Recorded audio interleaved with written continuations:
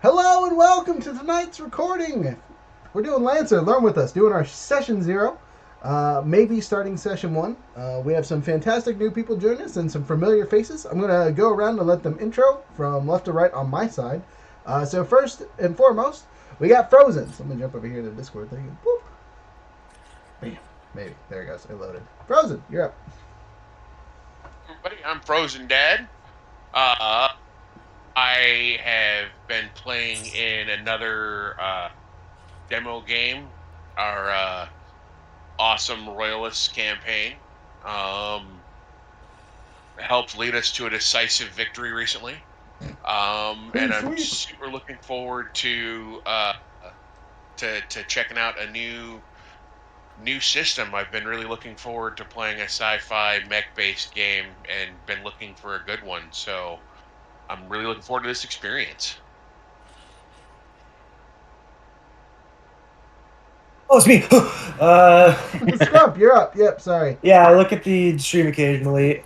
I don't know. I play Lancer. I had one game a week, and it got canceled one week. So I was like, give me more games, please! I live in the middle of nowhere, and I do nothing all day, every day. So I joined this, Also, and we're gonna do Battlefront 2 this suck. once every other week. That's the plan. That's the plan. Yes, this is me. Cool. I don't know. I played for probably 7 to 10 sessions, but I mean, I've played other tabletops for a pretty long time, so I get it. I can probably have a character made in about 10 minutes once I know what everyone else is going to make as a flex slot. So just as a side note, I wanted to test and see how easy it was to build a character, and I had my 5-year-old do it. So if you're having issues, know that Piper is smarter than you. Yeah. Okay, RJ.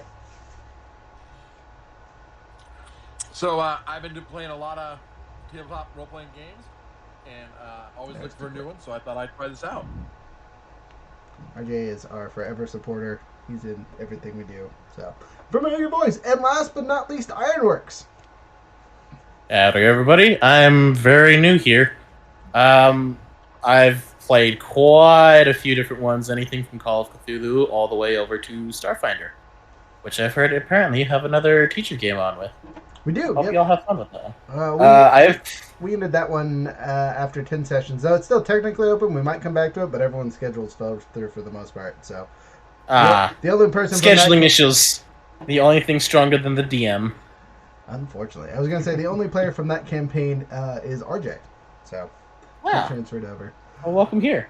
I have played a decent number of Lancer campaigns. Let me rephrase that. I have played a decent number of Lancer sessions. Several of the campaigns that I was formerly playing in were canceled for one reason or another, usually due to scheduling conflicts or such and so forth.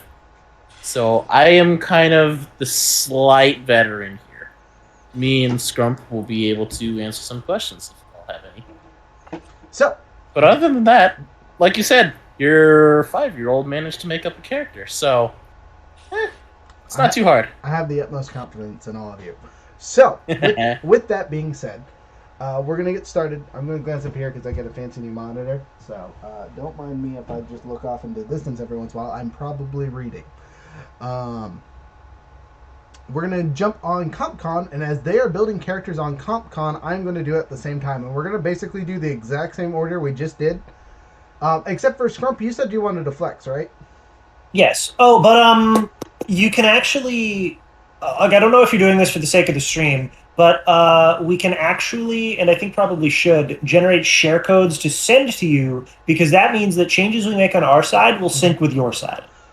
Okay, we might do that afterwards, but for the sake of the stream, I'm going to build it. Yeah, no, I was just wondering if it was for that purpose, because I know, like, I used to keep a copy of my character sheets when I did physical stuff for all my players. Yes. Okay, fair enough. Sure. Yeah, it's for the... You can just, like, delete your versions after the stream and then use ours or whatever? Yeah. Okay. Delete. I think you were, like, new to this system, so I didn't know if you were familiar with the share code autosync stuff. You know what? I will happily learn from experts as yourself. Because I made a character on paper first, reading the book. I did not use CompCon, and then I hopped on CompCon and made the exact same character in about 10 minutes. Yeah, CompCon is So- very good. It's the gold standard Oh, for and character. to anybody who is any otherwise interested in this, CompCon is completely free. CompCon is completely free, and any of the things, player-wise at the very least, anything on the player side, mechs, additional rules, so on and so forth, is also completely free as long as you download their little files and then install it into your personal thing. Yeah, you just can't pick up the DM The only side. thing, the DM side of things, is where they actually charge you money. Which You get if NPCs you or guys? if you like it, go and support them. They're fantastic people. They are really good. One of the reasons we picked this up as a system is I've been lurking in their server for about a year now, just watching how they interact with people and things, and it's a really cool company. Massive Press are very fun. Yes. So this is something I want to support personally. So here we are, and hopefully other people So, enjoy too. you Also, want me to robots. make a new pilot? Maybe. We're gonna walk through building the characters together, so people on the other side can go through and do this later and watch us, talk our way through it. So, speaking of, Frozen, you're first. Let me pop up the right thing on the screen here. Oh, wow, I look real bad on the little vision of the side there, but whatever, you can see the whole screen. So, this is CompCon. You can literally just look it up on Google, sign in, all that fun stuff. I know my thing down here says log in, but I swear I'm already logged in. You got content managers, you can build encounters and things like that. And then you got your pilot roster, which is where we're going to. And then your compendium if you just want to look up stuff. So, we're going to start with my character that I went through and made already, so you can kind of see a semi-completed version. I'm actually not going to show it at all. I'm just going to... There he is. His name is Zoid Hextail. And I will talk about him when we get started. I thought Zoid was funny because, animes and whatnot. But let's get started with someone else. So, Frozen, you're first on the list, yeah? Yes. Okay, so we're going to go to new character. If I can... It's at the bottom. Thank you. Great No goodbye. worries. Boom. Can you tell I've been on this website a little too much? Yeah, right? Okay, so the cool thing about this, right, is we can go through and, you can do your name and call everything out, or you can come down here and go to select character template, and it builds all this stuff for you. Now, for the sake of this stream, so it's not 4 minutes long, we're going to go through and do it the long way. Is that all right with you guys?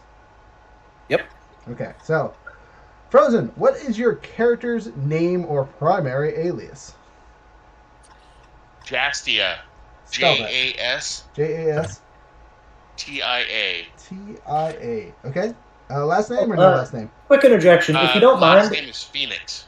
I'm gonna, I think, attempt to do just this fluff bit Uh-huh. of character gen on my end, and then I'll just tell you when you get to me, Perfect. If you guys want and to then I'll do the mechanical bits later. Yep, I will. Perfect. I will do the same thing. All right, dumb question. How do you spell your character's Phoenix? Traditional way. Which is OENIX, I assume? Theonix. cool. All right, call sign. Thought it was OE. It is. I added an extra N. I'm sorry. Phonetics? P. There you go. Call sign. Jester. Ooh, very cool. Call sign. I like that. Jester's dead. Okay, background. We're gonna click this Jester. handy dandy button. And what were you? What'd you pick? Mechanic. Oh, a mechanic, huh? Ooh. Okay. Yes. So, I'm not going to add the pilot biography unless you want me to type it in there, but there's a spot for it, so you can write an entire book or 2 words, like I did with all mine. Do you have anything you want me to throw in there? Again, since I'll be deleting this later, we don't have to go over that part. But this is a That's perfect. all right. This is a perfect place for you to talk about your character's background. Besides, they're a mechanic. Oh. Jastia is a female mechanic. For those of you who weren't in our private conversation, I made sure to tell the other players that I played a female character. She's in her early 30s. Spent most of her youth in her father's shop. That's where she learned to be a mechanic. And she grew up working on Lancers Nice. and helping her dad work on Lancers. Okay, fun question. Yes. What's she look like so I can pick out an image for it? Like a physical Uh, description. Do you have that yet? no, because I've still kind of been rolling that around in my head. How about this one? Yes, that one looks okay. Yeah. In fact, that one almost looks perfect. Hey, don't you love it when the pre-gen stuff is there? Now, mind you, we'll probably change this as we go along and move away from the basic pictures. But for tonight, that's all we're doing. So, pilot description, we have time. Fill that out too, just so you have a basic idea of what your pilot looks like. All right, moving on to the next part. You ready? Absolutely. All right. So these are our pilot triggers. Now, they have a section down here at the bottom to make custom ones, which is really cool. But for this game and purposes and whatnot, I really want you guys to have stuck to the basic ones that are pre-laid out. So, what did you pick, and how many times do I need to press the plus button? I think you can only get a +2 to any given, or I think you can only put one level in any given skill level. So. Yeah, I think so. Yeah.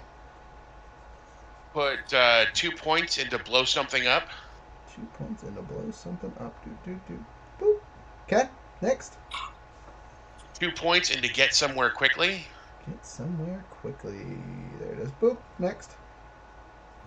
2 points into lead or inspire. Lead or inspire. Jumping down to the bottom here. Got it.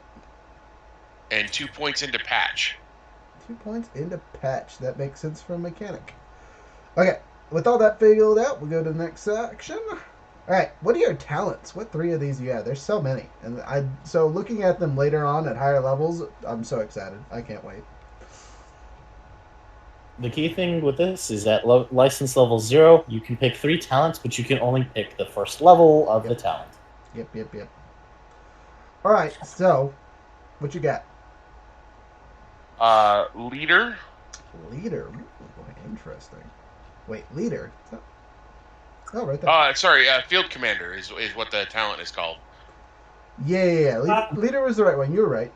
Yeah, I think it's better to use the name of the category because those are alphabetized. Yeah. If you want to, there's a better way of sorting it, so it's a little easier to notice. Scroll up all the way to the very top. I'll take the advice. Fill me in. All right, I'm at the top. No worries. And you see out the right, it's that second one. Yes. Oh, is that alphabetical? Oh my goodness, that's so much easier. Oh. Additionally, if you take a look, there is at the very top another search bar. You can take there and quickly look for what you need. Gotcha. Importantly, for purpose of looking through, the ones that have been added with supplemental sets are not in alphabetical order. They're all after the vanilla ones, but in alphabetical order after that. Gotcha. For example, Pankrati, House Guard, Empath. Those ones are ones that were added in later updates. Yep. So in order to get those specific talents, you need to download the correct directory and then install it. But again, it is free for players. Okay, so what's your next power, friendo? Heavy gunner. Heavy gunner. So in the H's. So, I guess I just have to go over that and then One on the left, yeah. There you go. Okay. And then last but not least, Spotter. Spotter. Okay. Spotter. Got it. Oh my god. Okay, I do not like the popover menus that they use for this. You just got to make sure that you don't scroll over anything else. Yeah, it is a little annoying. Okay, next up is your pilot mech skills. So you get to put 2 points into whichever one you want, or differently split it up. I dumped my 2 into engineering. That again makes total sense. There you go. Bada boom, bada bing, easy peasy, and then you're done. Just the Phoenix is officially made, and then we're gonna go scroll down to the ungroup section and scroll up, and you are now part of the Reckless 5. All right, and I just want to point out that Reckless is like a car crash.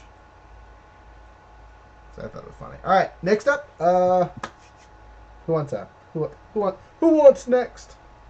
Let's go in order of how we introduced ourselves. So Okay. Scrump, get it up. Well, I want to do a flex slot because basically what I You know what? Okay. Is anyone doing a tech build? Because that's what I want to make. No. A tech build as in hacking? Yeah, hacking. Nope, correct. you're all good. That's 2 people saying it. I'm gonna have a robot friend, but that's about it. Yeah. Okay. All right. I'll do that then. Okay. So first things up, name, alias, all that fun. Do you want me to hit the random roll the dice? What you want? I think I'll probably change it later for the name and call sign, but we can just like put placeholders now. Yeah, if you want. Boom. All right. So you're. Sorry. Again, it was kind of hard for me to start conceptualizing when I had 3 different ones bouncing around in my head. I understand. Girl, boy, does it matter? No. Ooh, wow. But again, these are placeholders, so it doesn't really matter. The names are so fun. Yeah, it's actually They're like pretty very new. multicultural. In a Ooh, quite I nice like way. this one. I like the Rindo Sirs. All right, let's give you a fun name. Wizard. You're gonna be Wizard for now. That might be. Sure. I mean, it's really good with the tech build. For honestly, it fits. Okay, so what are you feeling for Techie Tech? For your background. To be honest, I never even knew there were autofills for this. I always just typed it in myself as a blurb. But if you want to go with the ones, I'm looking at probably scientist. Scientist. Okay, it doesn't get you anything special. It's just cool for your background. All right, No, I know. Obviously, you haven't built anything for this character for your biology and stuff, which is going to be important in the near future as you're siphoning them up. But we'll just check person. Let's pick an image for you. Sure.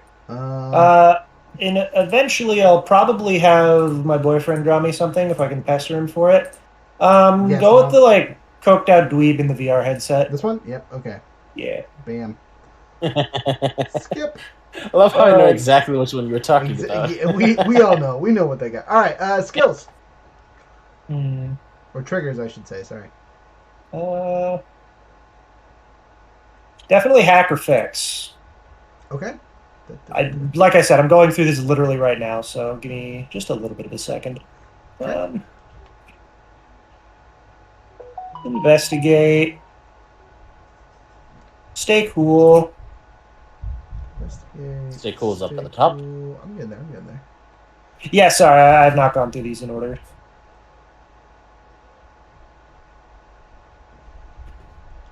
I'll take invent or create. Invent or create. Interesting. So you're putting 3 in the noticing details and stuff. Okay. All right. Mm-hmm. All right. Skills. Pay the bills. Hacker, I know off the top of my head. Easy. Let me scroll down here. Wait, no. We're using the new module. Hold up. I'm not being dumb, I swear. All right. Hacker, there you are. Slow crash. This is actually a super cool power. All right, next. If you're doing all tech stuff, would you want the what's it called? Starts with the C. Centimate. Yeah. Centiman? Yeah, I suppose I could do. It's critical hits though, is the Yeah, thing. it is critical hits. Yep. I mean, it gets better as you level up. To start out. The other one that is possibly down there is close. No, I think I'll do Drone Commander, actually. Drone Commander. Drone Commander. I'm going to make your life horrible by adding like 5 different actions on my turn. How dare you make me learn real fast. All right, one more.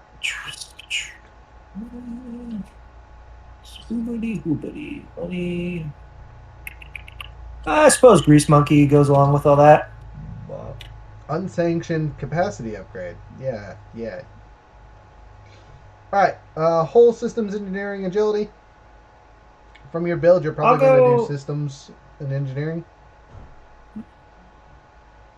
I'll just do 2 systems. 2 systems? Okay, boom. Heat cap and limited systems aren't crazy for this sort of build since I mostly just do tech attacks. I want higher tech attack, higher SP.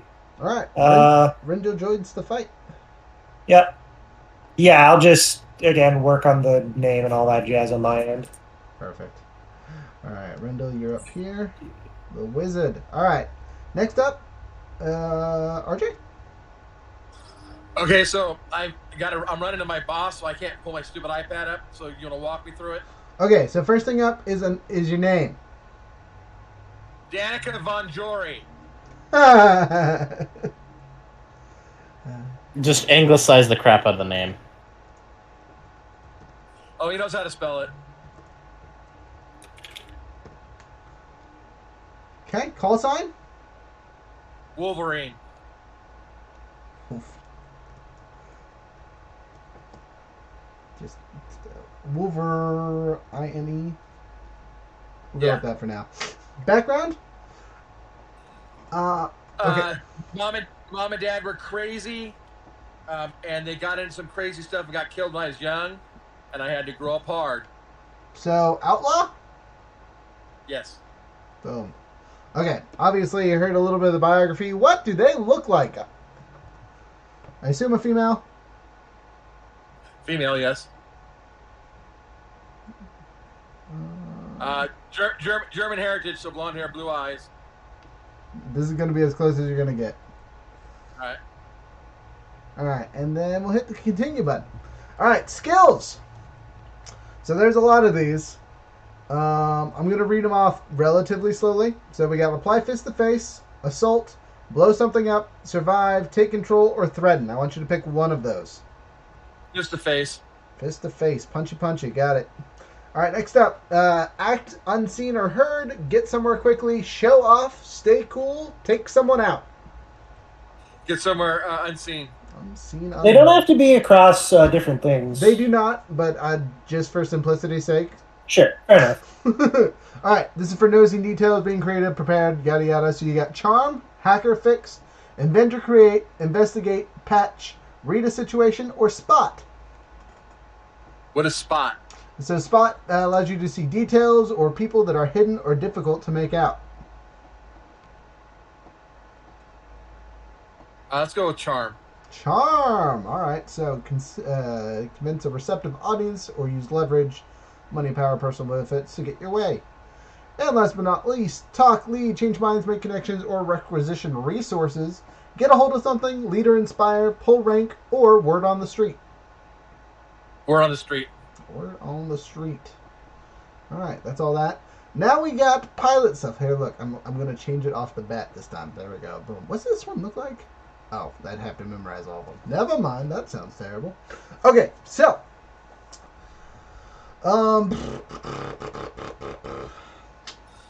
So I would say I saw brutal. Okay. I have brutal. Brutal's good. It lets you get criticals. It hurts real bad with criticals. Yeah, I get. And then is there like a crack shot or something? There is literally Yes. right underneath it. And then the other one was like crack shot. And then I get 3 of these or just as many as I want. One more. 3. You'll get more as you level up. Okay, combined arms. Okay, keep them all close together. Now, are you sure you want combined arms? Well, if you go on to the next level of stuff, it gets really good. Okay. It doesn't take any penalty for being within melee range. All right, and last but not least, your pilot skill. So, whole agility, systems, or engineering. Agility. 2 in agility, or just Yes. 1? 2. 2. He says, "Dodge, you ain't catching me."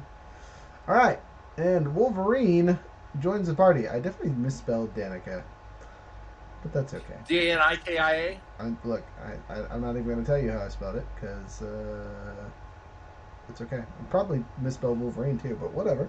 All right, so there's 4 of us, and last but not least, Iron. Woohoo! I'm here. All right, name. All right. His name is Waylon Harrett. Waylon. W-A-Y. Yeah. So WAYLAN. L-O-N. Waylon. Waylon. Okay, and then Harris. Harrett. H-A-R-R-E-T-T. ETT. Harris. Okay. Call sign. Call sign Phonon. P-H-O-N-O-N. PHNON. O-N-O-N. I gotta make a phone call. I'll be back in a second. All right. Be safe. Okay. Gotcha. Boom. And then your background you picked? Background is Super Soldier. Super Soldier. I see testing from the armory in your past. Hmm. Boom. There we are. Okay, this is your time to talk about your character in your own biography. All right, Waylon Herrick grew up kind of as like a base brat. He grew up with both parents in the military, so he would travel around with him from point to point. When unfortunately some things happened, and I'm back. he was welcome. I'm back.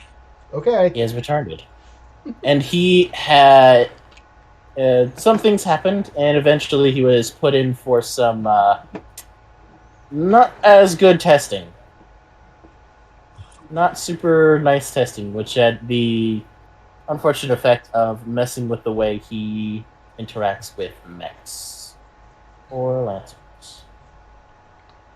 Okay. Physical description. What's he look like? Uh, the guy top row, third from the right or third from the left. That works. Cyborg arm. Yeah. Boom. Set. Okay. Continuing on. All right. Triggers. Triggers. All right. We have survive. Okay. We have assault. Assault. And scrolling towards the bottom, we have. Do you want to do our mechs on stream or just have us do them ourselves? No. We're gonna do it on stream. Again, this is we're Okay. teaching people how to do this for later. I know it seems Okay. like it's taking forever, but the point of this No, is it's to show fine. this. I'm just wondering. I'll be right back. Okay. No rush. No worries. Scrolling towards the bottom, we have investigate. Okay. Got it. As well as I just completely messed it up. Up at the top, Okay. we have get somewhere quickly. Get somewhere quickly. Boom. Okay. There's your foe. Moving on. All right. Now I need your pilot skills. Pilot skills, they're all going to. So we are going to have a. I'm trying to remember the name for it. Nuclear Cavalier. Ooh. Okay. Jumping down to nuclear cavalier here. There you are. Aggressive heat bleed. Yep. You want to be in the danger zone. It's gonna be fun playing with you. Yep. Okay, We next. have Duelist. Duelist going up to the top here. Duelist. There you go. Bam. And I believe it is Brutal? Brutal. Nice. Get those crits in. Excuse me. Wait, sorry. Did I do the right one? I I got think it's up towards the top. a little bit more. Brutal. Nope, I got the right one. Okay, cool. I just want to make sure I Yeah. didn't click brawler on accident. Oh, you're good. Continue. All right. Pilot skills. Whole agility Skills. system. Yep. Engineering. Both into engineering. Ooh, interesting. Well, okay, that makes sense. Well, do you want a high heat capacity though? I have an idea. Oh, okay. It's a dangerous idea, which is why I picked Nuclear Cavalier. All right, Waylon Harrod. As it stands now, Brutal is kind of a holder. I might change that to Grease Monkey. Or keep it for the next level or whatever. Yep. Okay, now that we've done all that, I'm going to show y'all my character since he's done already. And again, this is from testing stuff. Oh, you know what we didn't do? Well, no, we'll do that We next. did not do the gear loadout. We got to do gear loadout next. Yep. All right, so we're going to start with mine. So here's our handy dandy Zoid. I'm going to go to his dossier so you can see stuff. So his biography, because I wrote a paragraph or two. Born from a forbidden romance on a small prison planet called Hextale, sharing his name. His mother a god, his father a criminal. He spent his first 10 years of his life being hidden from the higher-ups on both sides of the fence. After that, he was discovered and branded a child of the planet to avoid any repercussions for both of his parents. He then spent the next 6 years as a servant of the planet warden until the Union liberated Hextale. He took his first chance to get off planet and joined a small mercenary group, gaining some minor fame and fortune, eventually enough to become a mech pilot. At the age of 25 was a turning point. His natural skills in the mech would launch his small band of mercenaries into dangerous missions for good pay. Sadly, in 3 short years, he became the last remaining member of his band of warriors. He floated around the space, acquiring new friends and opportunities, and joined his current squad. Now, again, some of that will tie into the story we're telling, and I will talk about it in a little bit. But 5'9", tan skin, generally found in orange jumpsuit that was been patched over time. I think prison outfit. Brown hair, hazel eyes, stocky build. Boom. And then we go to our narrative profile. He's got acting, seen, or heard, assault, get a hold of something, and read a situation. So, he's rocking an assault hard suit, a medium AC weapon, which is an axe trench, or a trench axe. And then he rocks around with a heavy-duty laser beam that has a special thing where it folds up into a very small thing that attaches to his hip. His pilot gear, he carries around thermite charges, he has a handheld printer, and he has data plating in his eyes. So for those of you that don't know, data plating allows you to do comms and whatnot, which will make more sense when you see my mech. So, jumping on to the rest of our handy-dandy fellows and ladies. Maybe. There we go. So, jumping back to Miss Phoenix, Jester. We're going to pick your gear. So, first things up is your armor. What kind of armor are you rocking? A heavy hard suit. A heavy hard suit. Boop. Equip. All right, next up is your pilot weapon. The first heavy signature. Heavy signature. Out of curiosity, what kind of heavy signature is it? I'm not sure. I wasn't able to find specific weapons. So they are missile tubes, heavy lasers, light machine guns, or some kind of exotic, ridiculous rifles. Oh, it's definitely an LMG. Okay, you're rocking an LMG. Nice. All right, and then your secondary weapon? A medium signature. A medium signature. All right, so those are assault rifles, shotguns, pack-fed lasers, or disruptor guns. That's going to be a shotgun. Nice. Okay, pilot gear. First one? A handheld printer. Ooh, we got two of them. We're over here ready to print as a team. Right Oh, up, right there. I got it. All right, next. A tertiary arm. Ooh, interesting. All right, you got a third arm. Cool. All right, and then last. A personal drone. Personal drone. That thing just going to be flying around, causing havoc, staying out of combat. All right, cool beans. And that's your gear. So you're done with that. Jumping on to our handy dandy Snug. I'm here. AKA Wizard. Yeah. Oh, I actually put some stuff in if you want to change them. Look, I can show how easy it is to edit your stuff. So let's go down to the dossier. What are we changing? Name and background. Okay, what background are we switching to? Sorry, not background. Name and call sign. Okay. Call sign? Zeitgeist. Oh, I thought Wizard. Super good. All right, spell it for me. Z-E-I-T. Z-E-I-T. G-E-I-S-T. G. One more time, sorry. E-I-S-T. Okay. Name. Uh-huh. Lucius Caliper. Lucius. I-U-S. Okay. And it's just a me thing, but if you could capitalize the first letter, it's just looks a lot better. C-A-L-I-P-E-R. Caliber. I was like, Caliber. I-P. I'm going to use that later.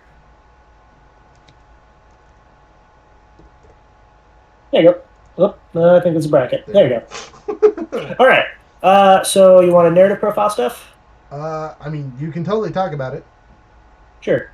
No, I meant like the narrative profile sorry. tab. Sorry. Yeah, no worries. It's fine. All right. Pilot gear, what kind of armor are you rocking? Ooh, mobility hard suit looks slick. I don't know the carapace armor, by the way. What is that from? Is that from Carapace Bandits? No, that's basic. Really? The carapace stuff. Okay. Well, maybe I have some outdated LCPs. Pilot weapon, light AC. Okay. Light AC. What kind of? Just out of curiosity, what kind of weapon is it? Just a little hunting knife, basically. A little hunting knife. So. And then a light signature. All right, and then light signature. Yes. Nice. Some kind of pistol, I assume. Yeah. Could be a SMG, which makes me giggle. Just out of curiosity, what kind of damage is it going to be doing? Energy. Energy, nice. Okay, pilot gear. Anti-photon visor. Anti. Where are you? Oh, there it is. Boom. You cannot be blinded. Yep. Subjectivity enhancement speed. Bam. What's that one do? Oh, it lets you hack without needing to hack. Yep. And It also lets you connect to your mech. yes. Mm-hmm. IBO style. I'm gonna take an Omni Hook. Last one. Sorry. Omni Hook. Meat hook. Where you at? Omni Hook. Omni hook. I was like meat hook. I don't know. Right there, underneath the nanite spray. Starts with an O. It's all There it alphabetized. is. I see There it There you is. go. I see it. I got it. Bam. Sweet. Okay. Bada boom, bada bing. That's your character stuff. All right, we're gonna move on to Edda Beeps. Beeps to the beeps. All right. RJ. We're doing armor and weapons. Are you there, RJ? No, I think he dropped. I don't think he dropped intentionally, but I think he dropped. Okay. Well, then we will. You had to make a call. Oh, I thought he was done with that already. That's okay. All right. Well, we'll jump on to Waylon, and then hopefully he'll be back in a second. Yeah. All right. Pilot armor. All right, I have the assault hard suit, carapace armor, and the hard suits. The hard suits are just better than the carapace armor. Well, okay. Hold on. Well, are they really? Yep. Look, armor 1, 2 health, 8 defense, 8 evasion, 4 speed. If you go to the assault hard suit, same exact thing, but plus 3 health I see. instead of 2 health.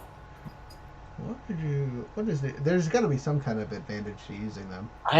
I'm not honestly sure. Weird. Whatever. Oh, right at the bottom, multiple. Ah, there we go. Assault also has resistance to energy. Okay, in that case, let us go with carapace armor, I suppose. Or actually, no, I'll stick with assault hard suit. And again, in between levels, you guys can change this. You know what I mean? It doesn't have to stay the same. All right, weapon. Yep. I will have a medium AC. Please ignore my dogs; they are freaking out. It's all good. Out of curiosity, what kind Medium of AC in the form of a axe Oh, nice. or hatchet. Axe buddies, yeah. All right. Heck yeah! And second Those weapon? axe. Next one is medium signature, Okay. and this one is in the form of a rifle. Nice. Okay. Pilot gear. Pilot gear. We have data plate. Data plating. Hey, we can talk quietly without anyone knowing. Data plating is nice. Next. Scrolling down. I was in the process of looking for this one.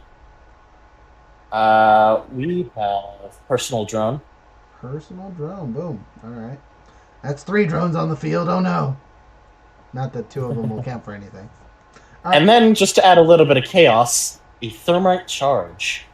Nice.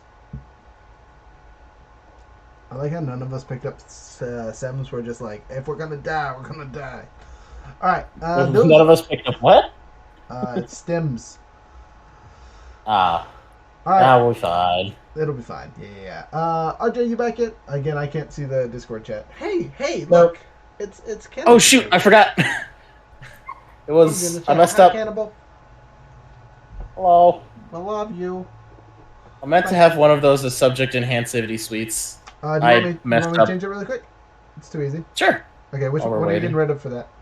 It was in chair instead of let's just do instead of the thermite charge. Okay. So you have We data can find plate. grenades. You have data. So you're like, I'm gonna hack you from a distance. Well, subject enhancivity suite, the it's up towards the top. Yes, right there. I see it. It's in the middle, actually. It also lets you interface with your mech, via a jack in the back of your neck. Ah, I see. Okay, so spoiler alert for mine. Mine's got a basic comp con yada yada called Squawk. So I'm just gonna CompCon Squawk? yeah yeah because Pretty great. it's stupid AI, right? So I just used the data plating to be like, Squawk, turn the mech on and drive over here quickly. At least that's the plan. If I need to change that, I'll change it. Okay, so RJ's still not back. Want to go into Max and then catch him up when you guys get back? Yeah, I guess. Okay. Let me shoot him a text and make sure he's okay.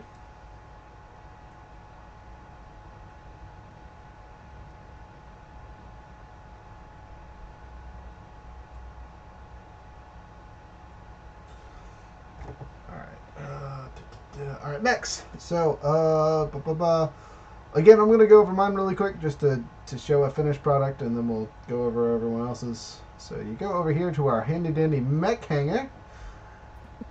Let me introduce you to Hopper. It's an Everest, obviously. It has pre-built traits. You don't get to pick any of that. Got okay stats. It's a size 1. So, for my primary weapon, I don't have one because I have a super heavy mount, and I'm rocking the Cyclone Pulse Rifle. And then my flex mount is a charge blade because, if they get close, I might as well go through their armor, right?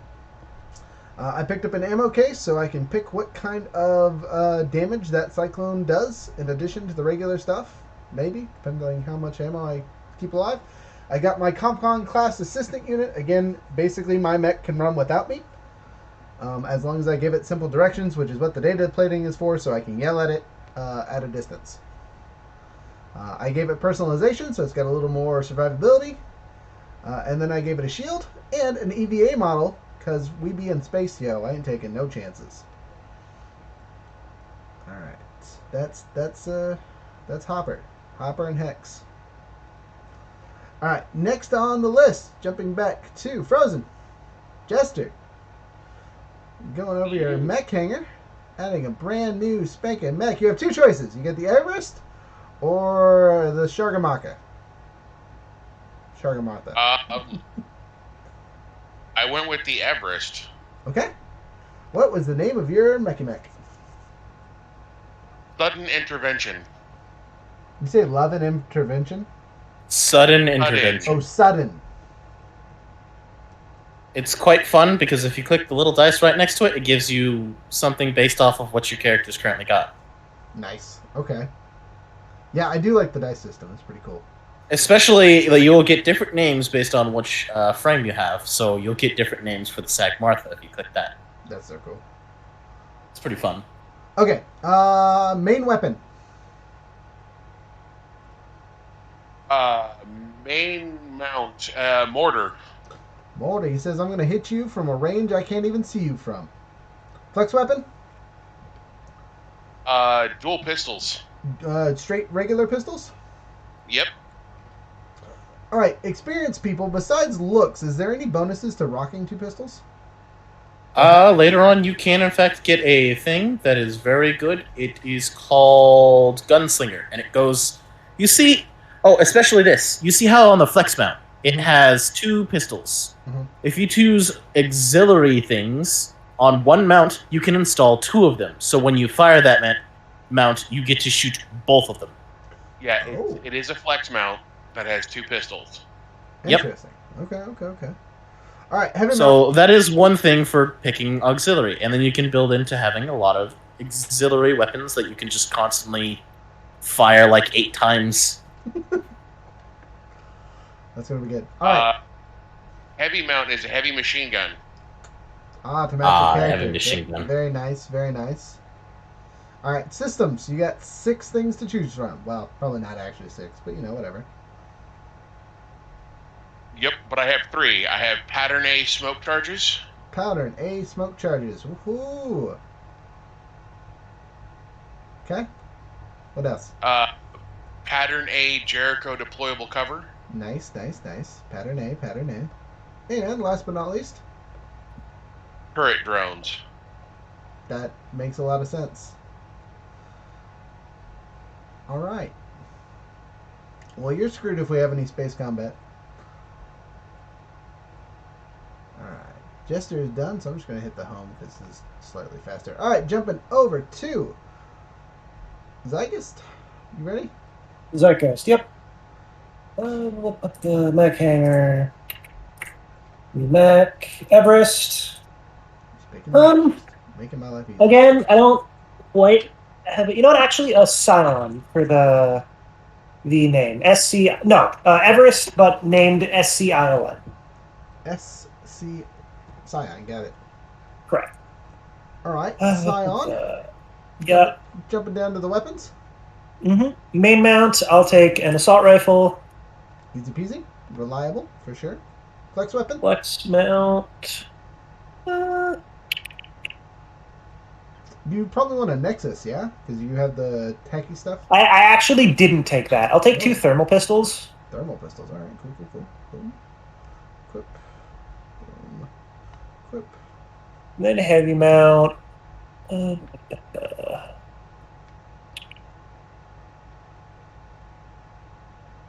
I don't also just want to take a heavy machine gun for the sake of being optimal, but it's like kind of one of the best things you can take. Hey, take whatever you want, man. There doesn't seem to be a filter for like heavy only, unfortunately. Yeah,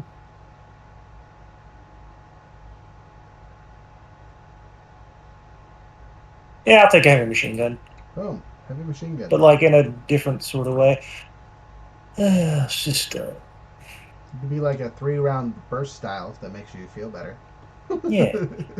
Turret drones. Turret drones. Check. Next. Yeah, I'm looking them up. Again, there's also just I'll take the Jericho deployable cover. Jericho deployable cover. Boom. Check. Got it. And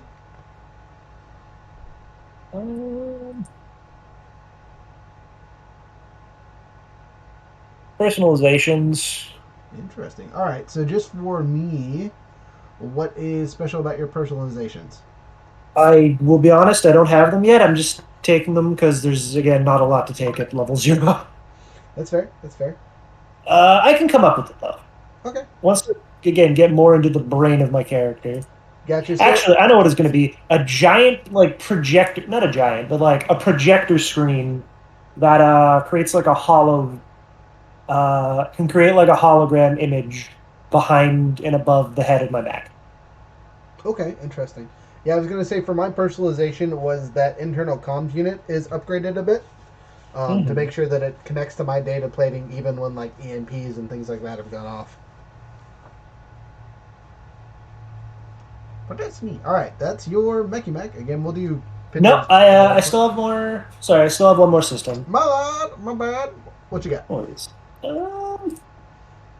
I'll take stable structure. It's just a good, solid all-rounder to have. Easy. Okay, and again, if I ever tweak this at some point, but like at the end of stream or before we start playing or whatever, I'll just let you know. Perfect. Okay. No, actually, sorry. I think we might, instead of the thermal pistols, give me actually 2 of the small nexuses, because having smart weapons is good because it lets me play on e-defense. 2 light nexus. Yes. Oh, you installed a mod. You have to click the trash can to get rid of both. You don't have to do the trash can. You can do the one that's like the 2 arrows. It'll be a swap. But, can you? Yeah. But that also works. So 2 light nexuses. Boom. Nexus light. And Nexus light. Boom. There you go. Alright. RJ back yet? Nope. What a bum. Alright. Well, Waylon. Yep. Let's get to your mech. Alright. Enemy mech. We have Everest. Everest. Name? And its name is Spark. I can spell that one, thank you. You're welcome. It's going to get way complicated later on, don't worry. Okay, jumping I down. can have 2. Weapons. Main weapon is going to be assault rifle. Assault rifle, yeah, they're just like picking the optimal choices here. Flex weapon is going to be 2 segment knife. Actually, a segment knife and a pistol. Segment knife, check. And a pistol. Also Drake. Just regular pistol, I assume? Yeah, just regular pistol. Okay. And then I'm going to have a heavy melee weapon. Heavy melee weapon. What kind of melee weapon is your Titan rocking? It is going to be, if you have ever... You said Titan, and now all I can think of is Titanfall. It's just going to be... Yeah, it was close enough. It was going to be something similar to that. It's going to be a very large, a very large sword that seemed to be made out of, like, a helicopter blade, because I'm a stickler for that. Okay. I'm a sucker for that kind of stuff. Systems. EVA module. Hey, my man. We got similar builds at some point. We're ready for this. We have personalizations. Okay. Now, again, out of curiosity, what's your personalization? Due to the fact that he had a subject enhancivity suite embedded in him specifically for the purpose of trying to pilot mechs better, his mech is slightly different in the way it operates things, and as such, it has a little bit more, tiny bit more bulk to it. Okay, which is why it has slightly more health. Okay, I like it. I like it. Oh. Next. Then we have Pattern B hex charges. Pattern B hex charges. And the final thing, we have a Type 3 projected shield. It's at the bottom. Yes, boop. It's so cool. I did this specifically so I can show you guys how protocol actions work. So they're quite fun. Yeah, they're basically reactions, yeah? Nope, they are completely free, just at the start of your turn. Interesting. Okay, I have that one too, so that'll be good to know. All right. Very nice. RJ! Get over here, you button. Yeah. If we're hung up on him, I was just gonna go grab a snack real quick. Yeah, okay, we can wait a minute. Okay. I mean, I'll be like here. I just might be a little mumbly. No, you're good. Grab a snack, and then we'll start talking about things. No big rush. All right, cool. People on the chat, you got anything to say to me? You're right back. We got two whole viewers. We had 6 for a while. It's going real good. Laser beams are fun. You can get some big laser beams later on, Cannibal. Right. Get the heck out of those laser beams. Someone sent me a friend request. Who are you? Lazar beam. Okay, well we have enough mutual friends, I guess. I will confirm. I will allow.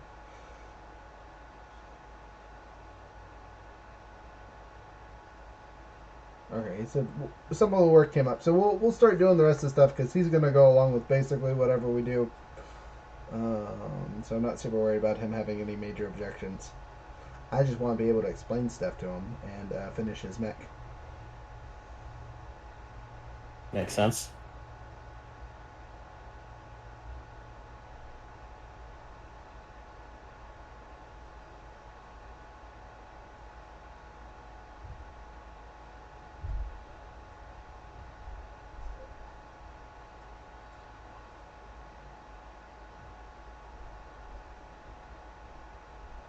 Here's a question for you. Okay.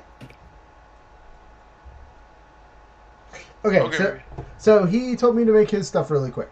So I'm going to go here, and we're gonna. You guys can ask questions and stuff. I'm just gonna kind of quick go through this.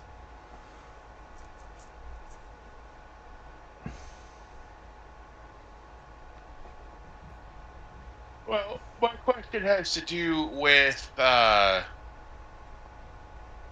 swapping parts, so maybe it's something that we'll cover later on. Oh, the flavor text for the Everest? Oh, specifically with repair stuff. If you have questions, I can try and help out. Yeah, ask away. Are we doing tweets? So my question is when we have a mission, right? Mm-hmm. Are we allowed to swap parts and stuff on our mechs according to the mission parameters? You can do that before deploying. Yes, you can change out your systems and stuff. Yep.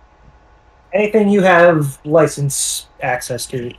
Yep. You cannot do it. You cannot change it on deployment unless there are specific special things that you do it.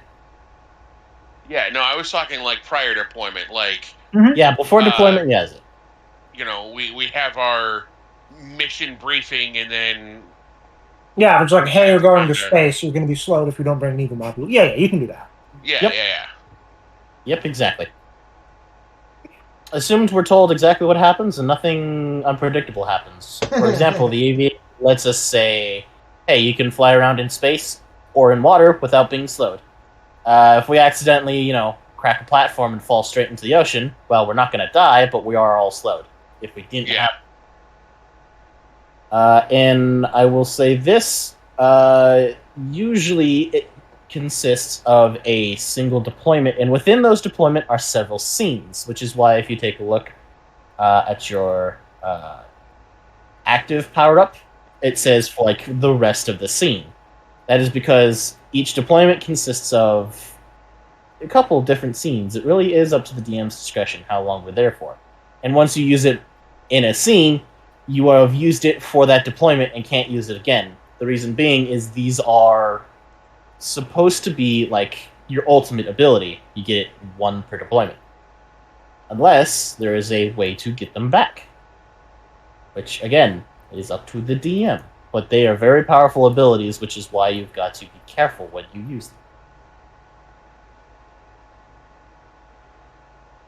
For example, we get +1 accuracy on every single check, and can boost as a free action. Boosting consists of just take your movement and double it. For example, my movement currently is... I'm blanking. Where is it? My movement is 4 or 4. 5. So I can move 4 hexes. If I boost, I can move 8 hexes instead of 4. Well, okay. For the purpose of granularity, it's not doubling your movement; it's doing another movement. That matters. Yes, that's what I meant. I meant if I hadn't used my regular movement, I would get another 4 on. Yeah. So it is adding another set of movement, which effectively means you get 2 movement phases. Kind of. There are situations where it matters, so I try to say things like the exact way they're said in the book. I mean, you're not wrong. It does matter in terms of this, just kind of like how overkill works, because there was a little bit of confusion about that. I used to think overkills exploded because I had read the Super Heavy Combat Drill. Yep. Now it is still pretty good, but the way we heard it said made it surprisingly quite a bit less good, and just made us wonder why would we have this. All right. Well, I have at least all that stuff done, so I'm going to pop off CompCon here and get back into our Talkie stuff. Because all of our characters are at least set up. Let me end the live here. And look at the screen. Oh, hello, people. Hope you're doing well. So, let us talk about story element stuff. So usually if we were doing like a custom world that was just ours, I would be showing you a map and making a map and all that fun stuff if we were doing D&D and stuff. But for this, since it's already got a preset universe that we're going to be playing in, we might do maps and stuff for what we're doing later. But as player knowledge, I'm going to reveal some ideas and thoughts and get your guys' opinion on it, right? So you guys are going to be part of a UN ambassadorial hit squad is the best way to describe what you're on. You're going to be on a ship called the Crooked Smile. And it's going to have 2 squads of mechs based out of it. So it'll be you and Squad B are the 2 squads on this thing. It's going to have a small deployment of Marines and other ships and tanks and all that fun stuff included in it as well. So it's a pretty good sized ship. It's got about 10 landers, stuff like that. That sound about right to you guys for about a size of a ship? Yeah, sounds about right. Okay. Yeah. So it is a small capital ship that flies around doing UN dirty work. Whether they're working You mean Union? Huh? You mean Union? That's what I said. Oh, I heard UN. Well, UN is the Navy. Oh, Union Navy? Fair enough. Sorry. Because there's Don't also worry about it. the UN HR, which is part of what you guys are doing. Part of, again, with all the backlore stuff, that I could talk about it for 20 hours about specifically what you are. But you are an amalgamation of everyone's dirty work. And that's it. You guys, as Lancers, have all been collected, supported, whatever, for your lethality.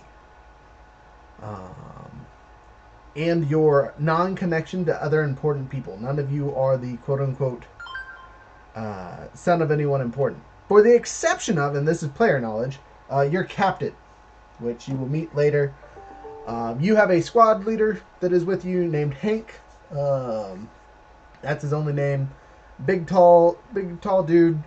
You'll see him in his mech. I'll describe it later when we first get started.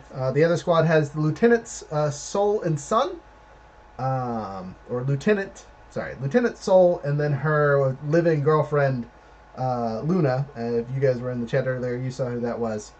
Basically, I turned that player into an NPC on the other squad. But they're also a licensed 6, so they're a pretty badass mech by themselves. Anyway, you guys, as players, got recruited and almost immediately went into a sleep pattern to head to a planet. So, like, you guys are all level 0s because you all just got recruited. You don't really know each other. You don't know what squads you're in. That'll be introduced to you almost immediately while we're starting our first downtime action. And like I said, the theme of this is going to be Gundam / Starship Troopers is kind of what I'm shooting for. So you guys are going to be continuously facing more ridiculous odds and outnumbered 90% of the time. And you're going to just blast your way through it, is the plan. We'll see. Can I talk a little bit about player expectation? Sure, of course. Okay. For Lancer specifically, I would really like if nobody is like deliberately plays a piece of shit. Yeah, okay. Too easy. Yeah. Like, I don't want to be... Okay, morally gray is fine, but if it's like, we're doing bad things because we're assholes... Not for it. It's like... If it's like, we're doing bad things because we have no other choice... Like, piracy by necessity. Also, give me a sec. I'm going to mute while I cough. Yeah, that makes sense. Like, piracy out of necessity, but you're not brutal about it is fine. But if any of our characters are like, rah, I just love killing, I'm a douchebag. Like, it kills the mood for me. Yep. No chaotic evil PCs. Got it. Yeah, I'm just putting that one into everyone's brain. Yeah, that makes sense. Okay, I completely support that one. So with that, you guys do work for the UN. You know what I mean? The commanders and people like that you're under are official military people. Regardless of your backgrounds, however you feel, you are part of the UN, right? The Navy, and have had such training to be professionals and whatnot. Does that negate you from the ability to do bad things? Of course not. But you are being held to a higher expectation. So if they come through and like the Marines are like, they just killed everyone for no reason, they're gonna consequences of your actions exist. Yeah, exactly. As you guys level up your license, if you do something super terrible and I feel it's necessary, we'll take them away. You know what I mean? I would like to keep everyone on the same license level, just for whatnot. And then next session, maybe we'll get into the bonded stuff if our mechs level up. Your first mission that we're running through, I don't know how long it'll take because it is 5 sections of combat, not to mention roleplay. 5 scenes? Yeah, 5 encounters is what it's set up as. Though there there will also be like intermittent verbal scenes because I'm gonna put this up front. You are going to be out of your mechs a bit. Part of this is like being just pilots running around because your mechs will be turned off. They won't have landed or something. Stuff like that. You guys are first and foremost soldiers and killers. And then whatever weapon you're using is whatever weapon you're using. So you guys are expected to not just be in your cockpit the whole time. No, gotcha. And that's okay with everyone? No one's having any major issues with that? Nope, that makes sense with me. Okay. That sounds good. Sorry, parents. You good? Frozen? No, that sounds good to me. Okay. Let's see what else. I would also like to add the ability to end or alter a roleplay if somebody is uncomfortable with what's happening. Oh, yeah, of course. Mm-hmm. I figured it was a given, but I just wanted to vocalize it. Yep, if you feel uncomfortable, please voice now. If you think about it later and was like, that was kind of awkward, you can tell me afterwards. After every session, we do an after-action review. which is an army thing that I carried over into this. But basically, we have whoever wants to stick around and talk about the session to see what we did good, what we did bad, what we want to change. That way, you guys continuously have fun. So if you have a bad session or something's not good for you, we can come back and be like, okay, so I'll modify or change this, or we'll be like, that sucks for you, man. We were having a great time. You're the only one that didn't enjoy it, and then we'll talk about that. You know what I mean? I don't think that will happen. Usually, if there's a problem, we fix it. But if you're the only one that has a super major issue and everyone's else like it was fine, what are you talking about? We'll discuss it afterwards in private, kind of thing. Player confrontation. You can, but please don't. Kind of to go along with don't be a piece of shit. Do not fight amongst yourselves unless it is narratively appropriate. And by that, I mean basically never. Because you guys are all trying to work towards the same goals and things like that. You know, the times where it is appropriate is, again, when someone's skinning a baby alive. Like, you can step in character and punch the man skinning a baby. Yeah. You know what I mean? But knowing the most of you relatively well, I don't expect that to happen. We'll make sure RJ isn't trying to be a jackass the whole time. Not that he is generally, but just in case with the character he's building, I don't want him to come off and be like, oh, they're jackwagons. But let's see. I'm trying to think of any other house takings. I'll be right back. Okay. Oh no, they're dropping like flies. So, let's see. Interpersonal relationships for the role playing scene stuff. Do you guys care or want any of that? Is there anything you're excessively uncomfortable with? No, not really. The only thing I was going to mention is my character might perhaps know some of the NPCs just for virtue of existing as someone who lived on a military base. Okay. So for the story, you probably don't know any of them. You might have heard of the captain, because she's kind of famous. Okay. Yeah, and basically you guys will only see these other NPCs in roleplay, or if you guys get completely your junk rocked, they'll show up and save your life, maybe. Or vice versa. You know what I mean? They're getting their junk rock and they need you to save. The other thing for expectations, while I'm thinking about it. I'm back. You back? Alright, good. This campaign is going to go bad. There's going to go times where, like, sure, you guys are badass killers and all that fun stuff. Bad things are going to happen. Just for interesting / setting up scenes, / all that stuff. And if you guys... Can I be muted for a bit? You're good. And if you guys really don't like something that pops up because it just like feels like I just stabbed you in the back, like just let me know. We use these wonderful thing called argument die. I'm not getting them out tonight because this is session 0, and if we start playing, I just want you guys to roll with and see how things go. But in the future, false, I call to roll the argument dice. Well, they're rock paper scissors, right? You pick a color. I have them on my side of the desk, and I roll them on camera so you all can see it. And basically, if we tie, I win. If I win, I win. But if you win, we change the action and kind of retcon what happened. Especially for narrative-based scenes. Because, again, sometimes stuff just happens. You're like, I as a character wouldn't do that, or I wouldn't let that happen, or something like that, right? Or I should have had a chance to do this, or whatever. You know what I mean? You do a ruling, and the ruling isn't super fair. The side note with this system is... we kind of put our hands up in the air. I'm still learning it, so rule corrections won't hurt my feelings. But still, sometimes I might say, I don't care, it's for narrative purposes. And I hope that's okay with y'all. Yeah, that's fine. If it gets to be a problem. The rules can get a bit worded weirdly, no matter what system it is, so... Exactly. Ultimately, I could explain it with it, but you could just reply with, hey, I'm the DM.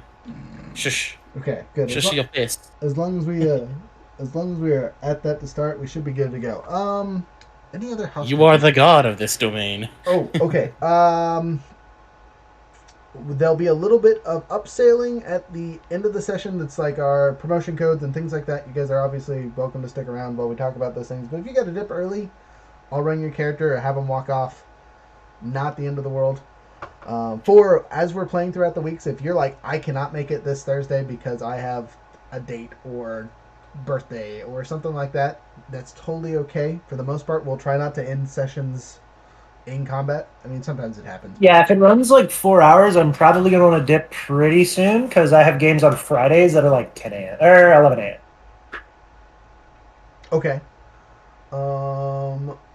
I mean, sorry, pretty soon after that 4 hour period. Oh, okay. Yeah. So, in all honesty, 3-4 hours is basically where we go through with stuff. Yeah, that works fine for me. Like Uh, midnight is probably about the time I want to be going to bed, and the shit starts at 7. So Okay. Perfect. So with that, we do 4 hours because that's our company standard. Sure. If we go a little late, not a big deal. But honestly, most of these display sessions we end early because there's a good spot Sure. to end about 20 to 30 minutes prior. yeah, Generally, tonight might not be the case because we started 30 minutes late. But whatever. Yep. Let's see what else we got. I'll put this out here. You guys, as a display session, this is just for the people watching later. Let me wave my hand some more on the screen here. You guys obviously are not having to pay for this, even though it's a company game. We encourage you guys to jump on Wizard's Tea so we can throw you free fun stuff and you guys can support us, but it is not required whatsoever. Oh, this is like a real LLC. I thought that was just like the name of your. No, yeah, it's a real business. Oh, okay, fair enough.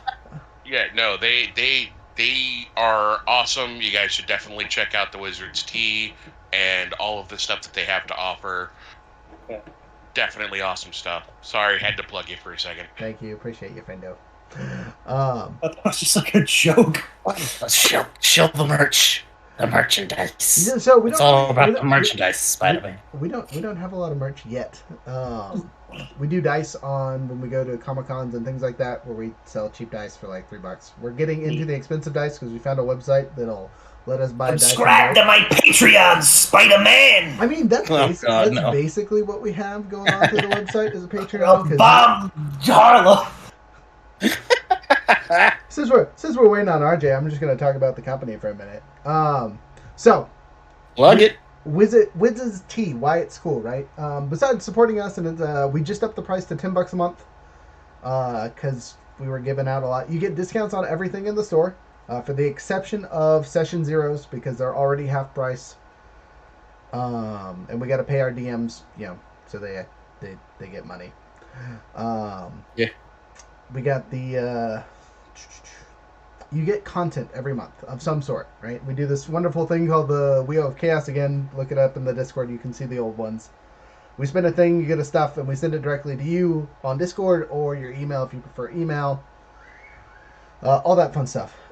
Speaking of the LLC, we actually will be rebranding soon. I'm going to touch my fingers here because hopefully. Mwahaha. So we'll be changing names. You'll see questions and things like that in the Discord themselves that are like, hey, what topic do you want to do for the podcast this week and stuff. I think you guys have seen that at this point.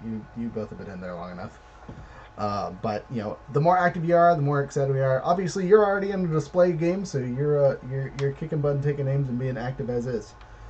But since you're here, be active, have fun, yell at people. I just showed up here. I don't know what's going on. learn quick. Other systems Yeah, that we I'm do. gonna have to. Other systems that we do while we're waiting around. We do Starfinder is our newest one that we officially certified with. I'll explain certification a little bit. We do D&D obviously because that's the popular one. We do Blades in the Dark, Legend of the Five Rings, and the Fantasy Flight Star Wars RPGs / the other Genesis systems if you really want to do Genesis stuff. Gotta love Fantasy Flight. It's so sad that he got bought out by Asmodeus. It makes me sad. I played a lot of Dark Crusade. So I did, besides Legend of the Five Rings, I also did the X-Wing game, the little, what would be chest in space.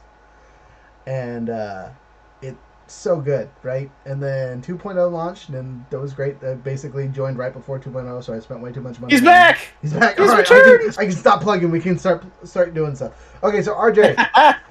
Yeah. Real quick recap. Your expectations as a player is don't be a jackass.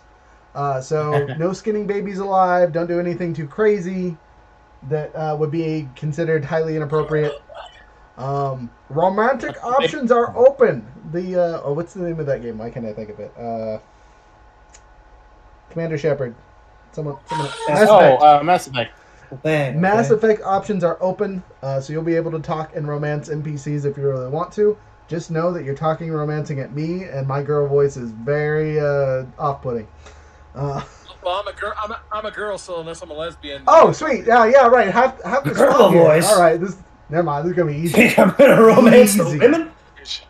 There's no limitation on sexual orientation here. Right. Yeah. I mean, so as a side note for Lancer itself, that the gender silliness is one of the things that they go over, and it's basically like they've passed that. Boys, girls, whatever. You just find the people that you like and move on from there. And as a See that toaster?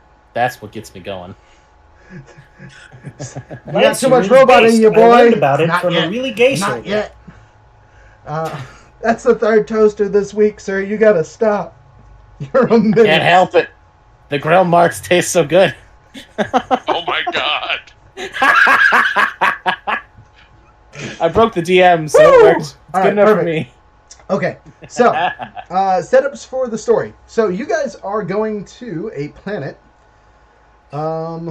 Oh man, I gotta pull up my CompCon, but in a different thing really quick. So let me move this over to this Favorite side way. in the way. My favorite way to make planet names, you just shove like a bunch of marshmallows in your mouth and you just say random words until something sounds cool. So you guys are That's going, all. You guys are going to a planet called Keftera. Keftera. Okay. Again, this is player knowledge. Your characters have not been briefed. They are literally sleeping. Keftera is a weird planet. It is tidally locked between 3 moons. It has 3 orbital two moons. 3 moons? 3 moons. 3 moons, orbitally locked between the 3 of them. It has 3 stations in between each moon, so basically it goes moon station, moon station, moon station. And the planet itself is locked at the sun, so half of it is on fire and creates a giant steam wall, and the rest of it is all fresh water. Or salvageable water. It doesn't have a lot of salt in it for the most part, so it's drinkable. So as a planet, it is full of usable resources, which makes it valuable. For the ship that they're going to, the excuse for going to this planet is harvesting stuff, right? You're making contact with the We're gonna locals. spaceballs that water. Basically, right? So on and so forth. You guys are going there to secure the planet, quote unquote. Now, do you want story reveal information, or do you want to just be surprised as things happen? I'd rather get it. Being surprised would be fun. Or sorry, yeah, I mean, I'd rather get it as it comes. Okay. Surprise Okay. is fine. So basically, that's the brief that you're being given, or we're kind of given as a character before they put you to sleep. So you kind of have an idea of where you're going, but it's not like you've been able to monitor anything. Well, that means Also, for those of you who don't know what tidally locked means, it means it does not spin. yes, important. Or at the very least, it spins at the exact same rate as it travels around the sun, so one side is permanently in the sun, the other side is permanently in the dark. Kind of like our moon. So, but the interesting thing, because of the 3 moons, for whatever reason, whatever they're made out of compositionally, it shines down much brighter moonlight than normal. So basically, at all times, you got kind of okay vision. They're always bright because they are also tidally locked, so like they don't move in the sky. You got two giant moonbeams that are hidden continuously on the planet. It basically covers the entire side that would be covered.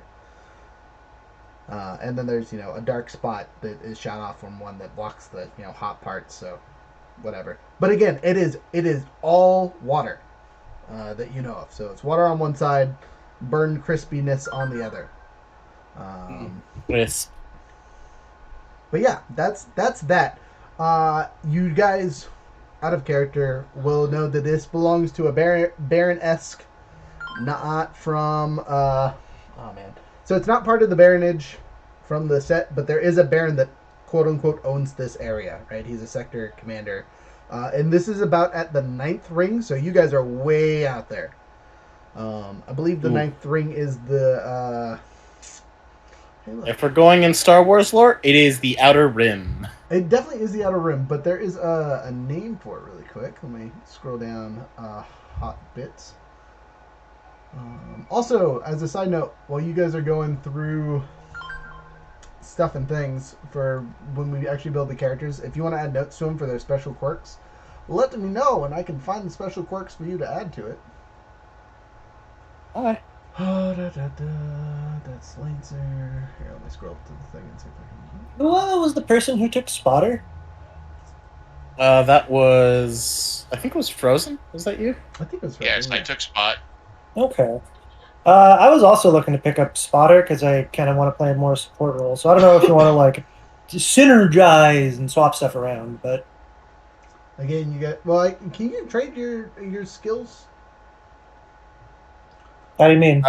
Later on, I don't think so. No. I mean, we haven't started playing the game yet, so I think anything's fair game at this point. Right. This is fair. Sorry, we're almost there. There's like a thing right at the Oh, that beginning. wasn't it. I'm just like genuine. I think it would probably be fine because we haven't started doing anything yet. Yeah, I'm trying to think about how I want to do things. Sure. Here we Stuff go. and things. So Ring 9 is the Kamamoran line. So you guys are kind of by Broad Peak Station for your nearest warp gate. And so anything after the Antimite line, which is Ring 11, is the edge of Union Space. So we're not quite at the ledge, but we're pretty darn close. Oh, excuse me, I'm dying over here. Yeah, Ring 9. So, relatively lawless out here.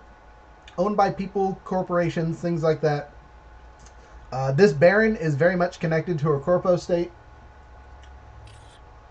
Yeah. Alright, minimize that for now.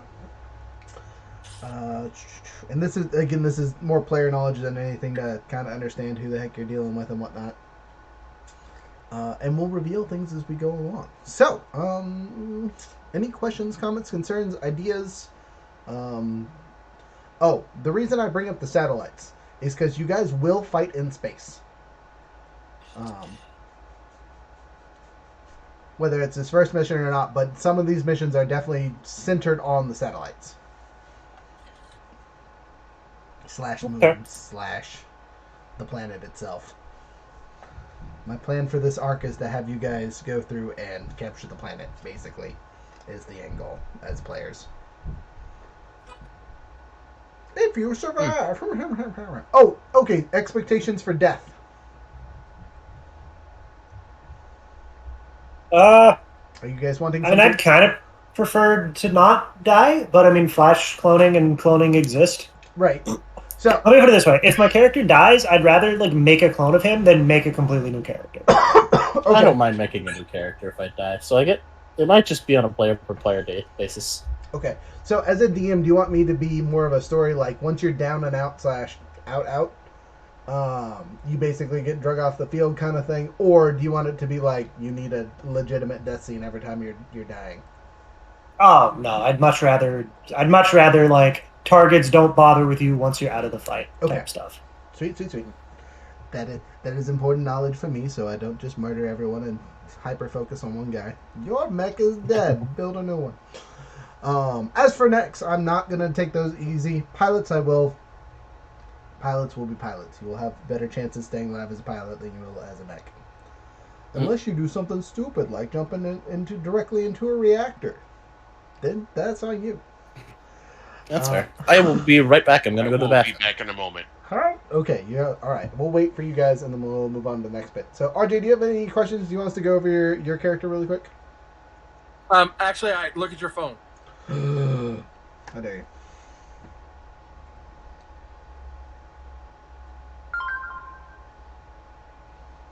Yeah, so there's a connection code that we will talk about after the session's over, and you guys will basically just ship me all of your stuff once you have it built, and we'll go from there.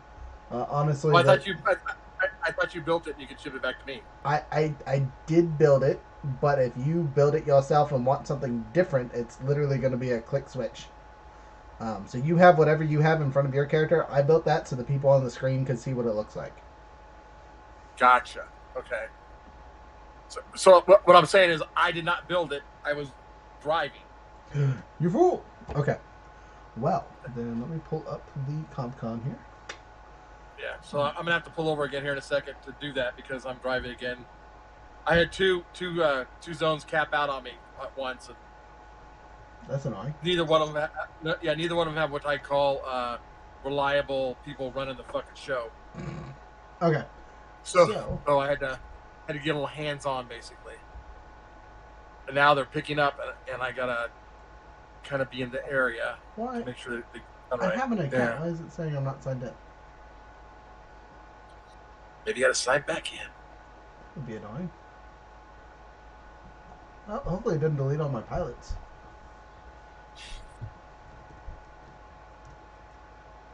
Oh man, did I use the company email address or mine? Let's find out.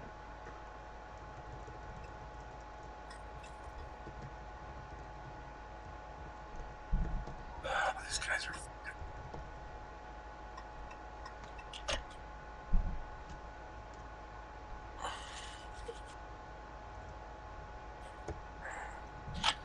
Alrighty, so I'm parked, Raj.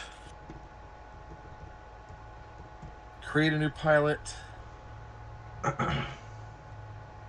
Name. Good thing we have a couple minutes here.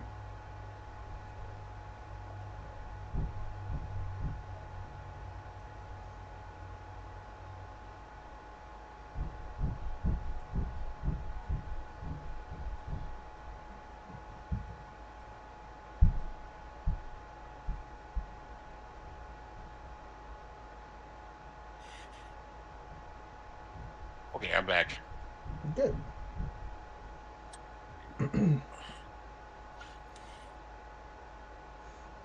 We're waiting on one other person, and I'm trying to fix something for RJ. So.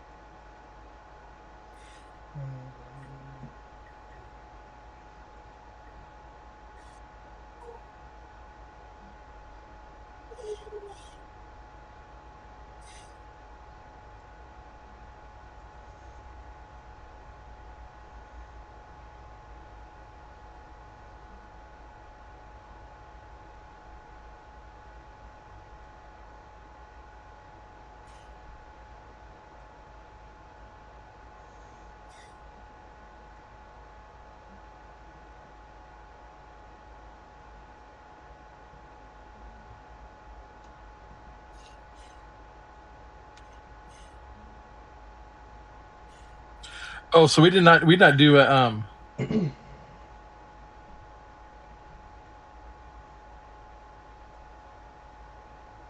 Listening. So I'm building this, and it says new pilot registration. Did I hit the wrong thing? Oh, maybe go No, back. you're good. Okay, here we go. So select character template or just continue. You can choose either one. But I think we hit continue last time, right? I think so. Yeah, this looks more right. Well, hopefully this is the right one because I don't remember.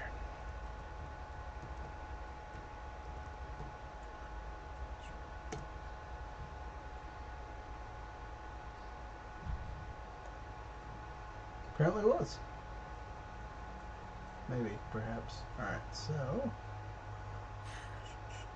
Back to Wolverine, export. I have this. What the heck? Okay, I'm back. I have returned. Okay, RJ, well, you'll have to do it on your own because for some reason mine is not letting me sign in now. What's happening? Oh, I was trying to export him via the code thing, but it's saying I'm not signed in.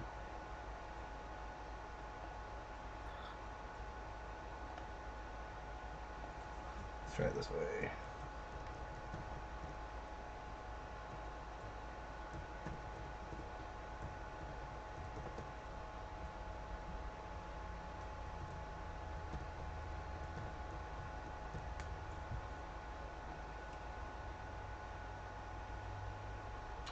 That would okay, I spelled that right.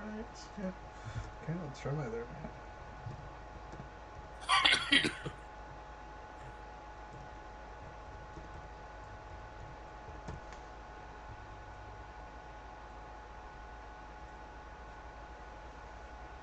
Okay. Well, hopefully it doesn't delete all my pilots. But if it does, no big deal, I guess. Well, that's what share codes are for. Mm-hmm. So, yeah, I was gonna say for the most part it won't matter for you guys, but if I lose all those NPCs, I'm gonna be sad.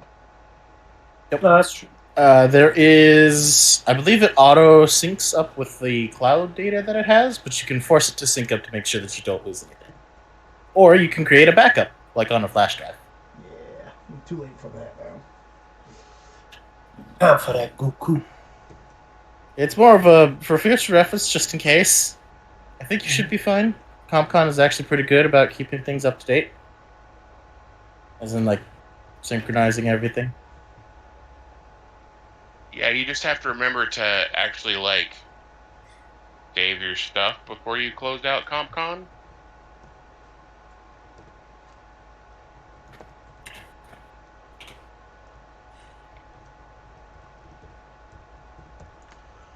Okay, so Oh wait, I did that wrong. while I'm doing that and everyone's still here, is any other last minute questions, expectations, ideas for this campaign?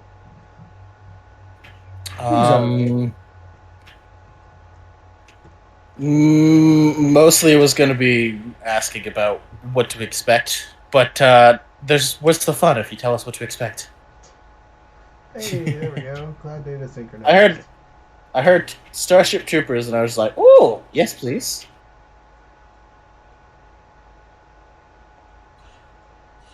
Good. Alright. Interesting. Now you have my attention.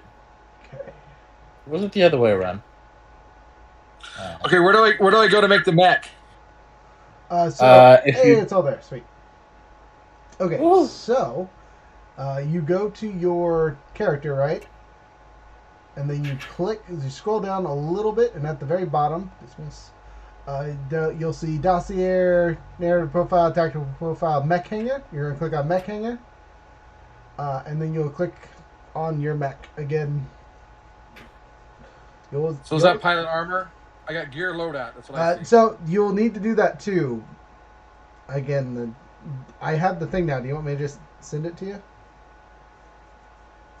Yeah, I guess. No. I guess I got to join the group, right?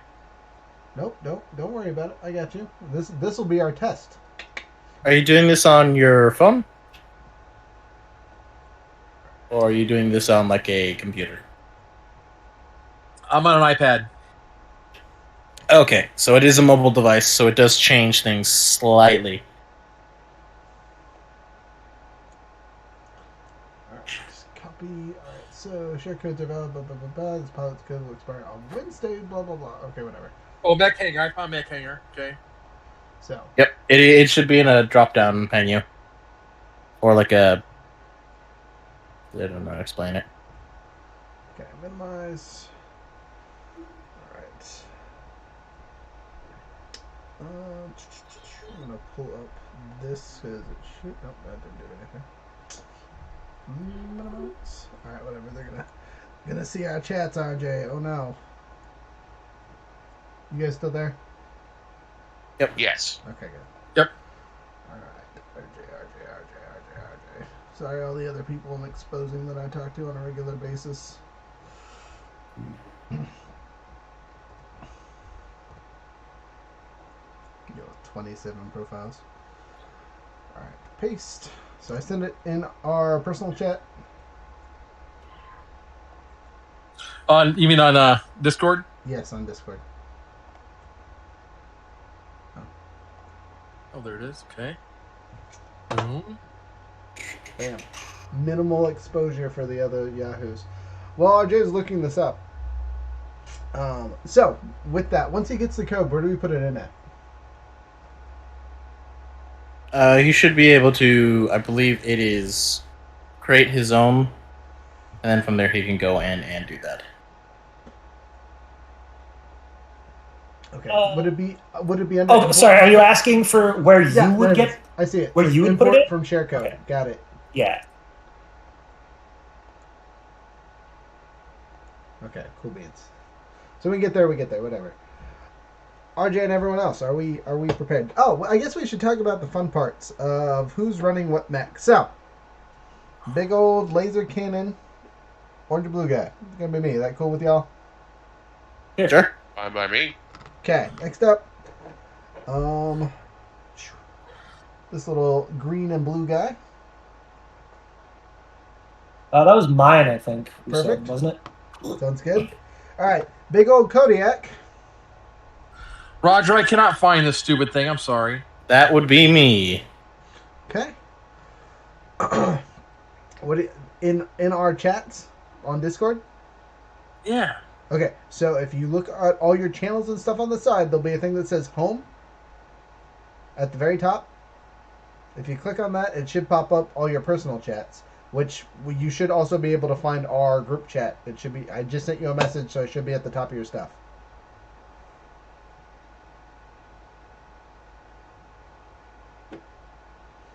Hopefully, unless it's broken. All right, next up, our black and green tactical rocket launcher.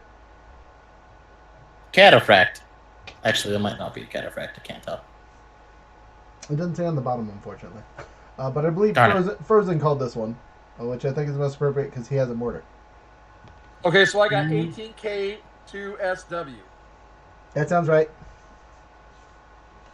So you take that, go to ComCon, go to pilot roster, scroll down to the import pilot, and then there'll be two options at the top that say, like, from a file. Import for share code? Okay. Yep, that one. And you just copy, paste, type it, and it should send through. Hopefully. Again, this is our test. 18K to SW. And 18K to SW. that means, last but not least, RJ, you get the purple and green one, or purple and yellow one. Hope you don't mind. You get the Waka. You get the Metal Gear Ray. Like we talked about at the beginning of the session, Metal Gear. you're gonna need a D20 18K to SW. and 2 dice, regular D6s, Okay, preferably SW. differentiated somehow. Mine is the same color, but one has numbers and one has the dots. And those will be for advantage, disadvantage, which we will get into when we actually do skill checks. You can. It's Sorry, you fine, can Rod. never have advantage and disadvantage in the same check, so they don't need to be differentiated. You can have. They cancel each other out. accuracy. Right. Yeah. Okay. I just meant for when you guys are doing it, so you know which you're rolling, because you can roll that and the D20 at the same time. Wait, are you saying we'll be using yours, or you want us to have them on our side? No, you guys have them yourselves. I trust you. Okay.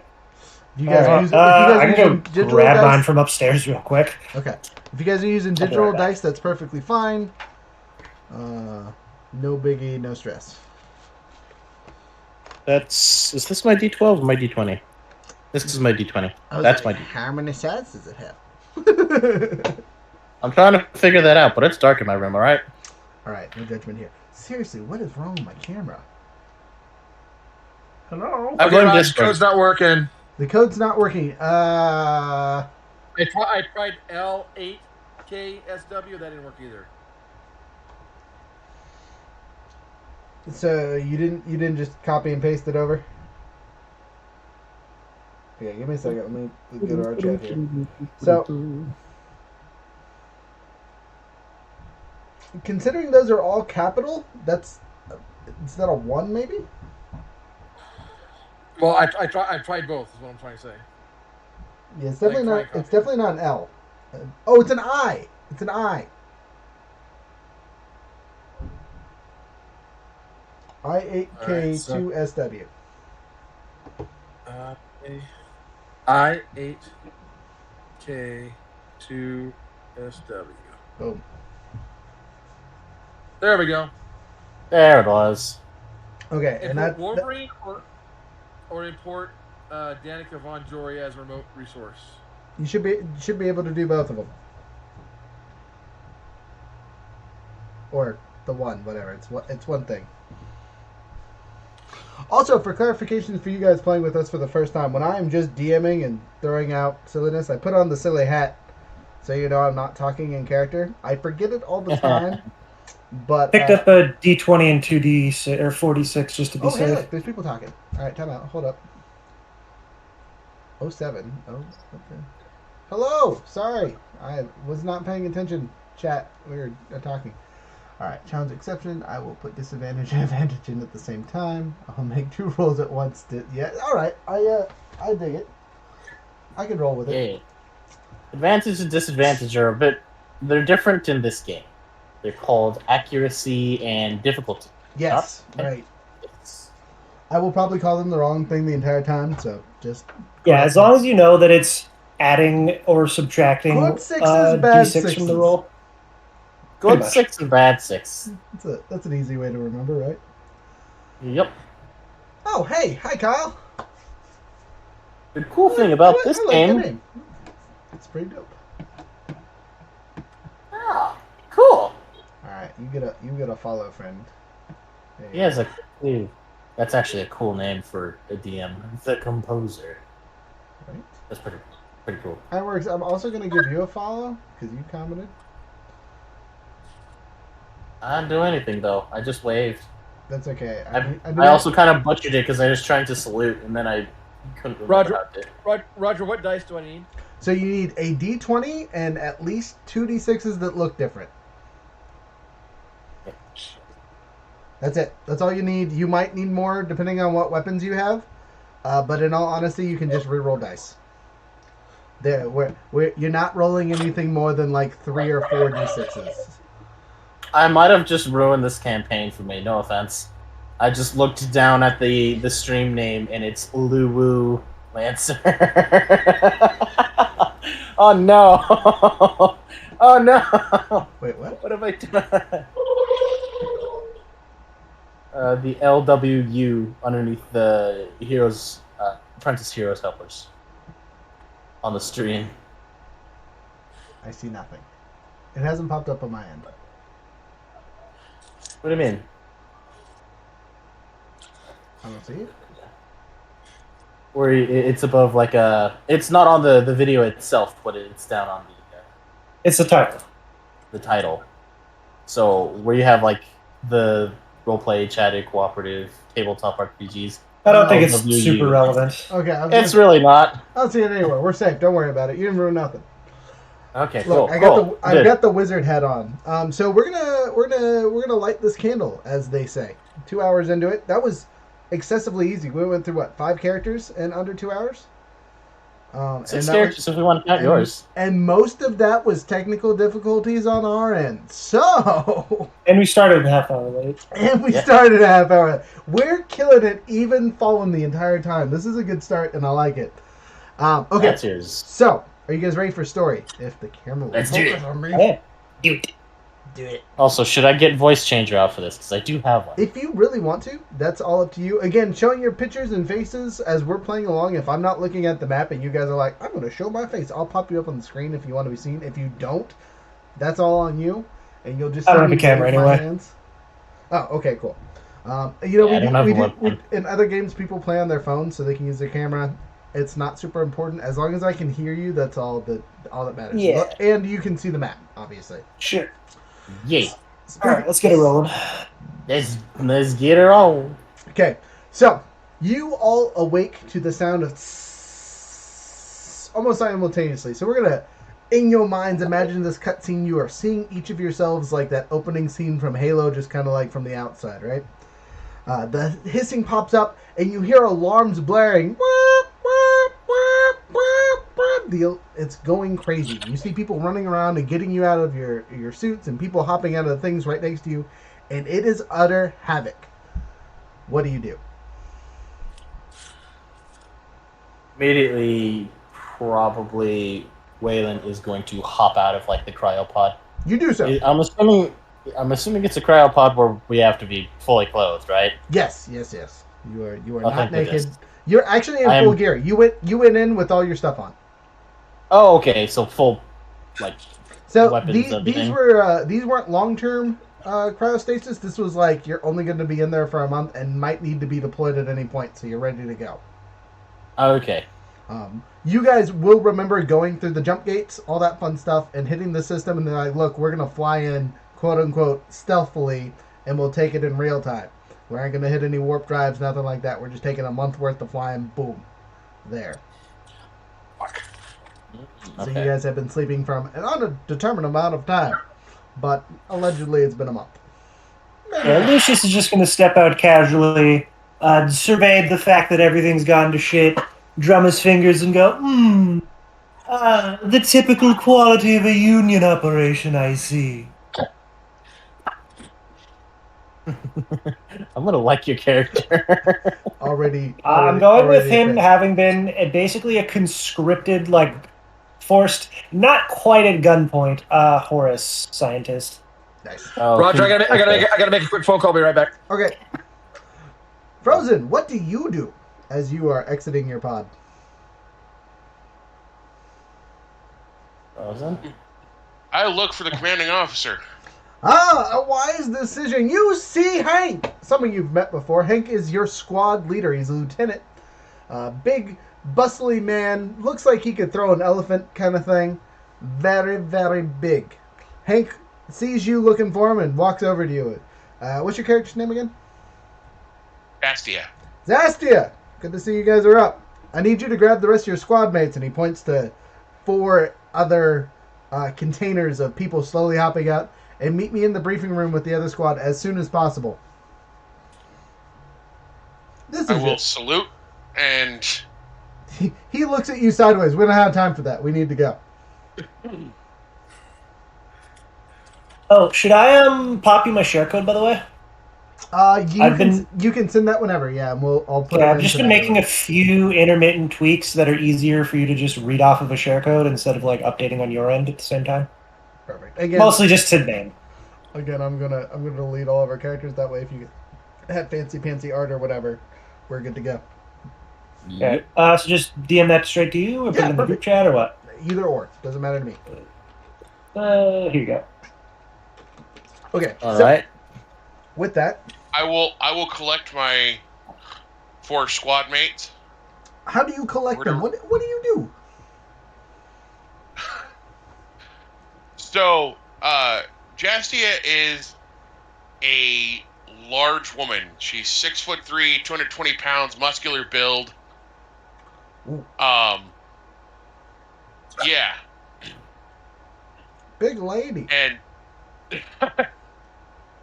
she's loud and boisterous. So she's gonna get close enough where she knows she can be heard over the klaxons Okay. and just yell at them.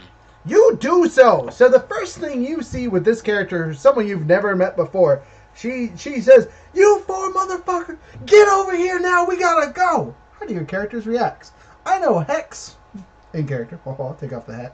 Hex looks over, spits on the deck, and goes, "All right, let's go." I've decided off the cusp that my character is 7 feet tall, but most of that is incredibly wiry cybernetics because he's had amputations at the knee.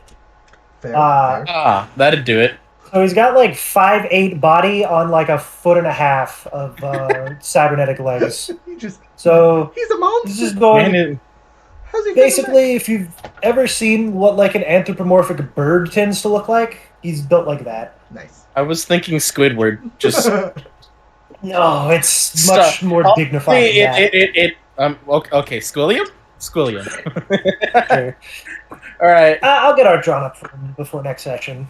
No worries. Waylon is gonna look to her and just kind of listen to the klaxons really quick. He's like, well, this ain't ever good. Let's get going. Before it gets way worse. You hear one of the crewmates run by. It's already way worse. You say that now. So, obviously, RJ's character is going to be gruff and rude and. My character's just say, Let's get the wonders let's of get to the match. bureaucratically managed piracy. let's get to the max. Let's go. Report to the briefing room. I was going to say, Hex over there, like, we're not even in mechs yet. They haven't even assigned us our mechs, which is. At this case, you guys are just picking up mechs. You might have designed them as characters, but as players, you're just going to hop into whatever you happen to grab. No, I lied. That's dumb. You guys know your mechs. Don't listen to me. You guys head to the briefing room. Waddle your way over there. In this time, we're going to do a downtime action because the briefing room and where the drop pods are stored is a considerable distance. So this is going to be your downtime action time. So what that means, let me pull up the book here, is you get to do one downtime action. I know that makes a lot of sense, but it is gathering resources, causing problems, things like that. Now, mind you, I'm not going to let you guys go and get a drink because you do not have time to go get a drink. But basically, all the other options are open to you. Are we still in a hallway where people are like passing us? So we're on like the right side of the hallway, and the people are running towards us on the left. Basically, yes. Okay. So as okay, go ahead. Sorry. The way I envision this is you said it's a Navy ship, kind of. So, there's obviously limited space, but it's usually the lanes are kept open, so you have one lane of travel going one way and one lane of travel going the other way, no matter what's going on. Sort of, kind of, yeah. It's like a driveway or like the road. Yep. Mm-hmm. Yeah, that's what I had in mind too. So Waylon is going to try and gather information about what's currently going on. Perfect. That's what I was gonna do, you bastard. Oh, you guys can grab different No, people. They it's might fine. have different information for you. So I'm Josh, and do whatever you're gonna do. I don't It's care. mainly because Waylon knows klaxons are not good, especially on a ship. What is it it usually Is that means- the alarm?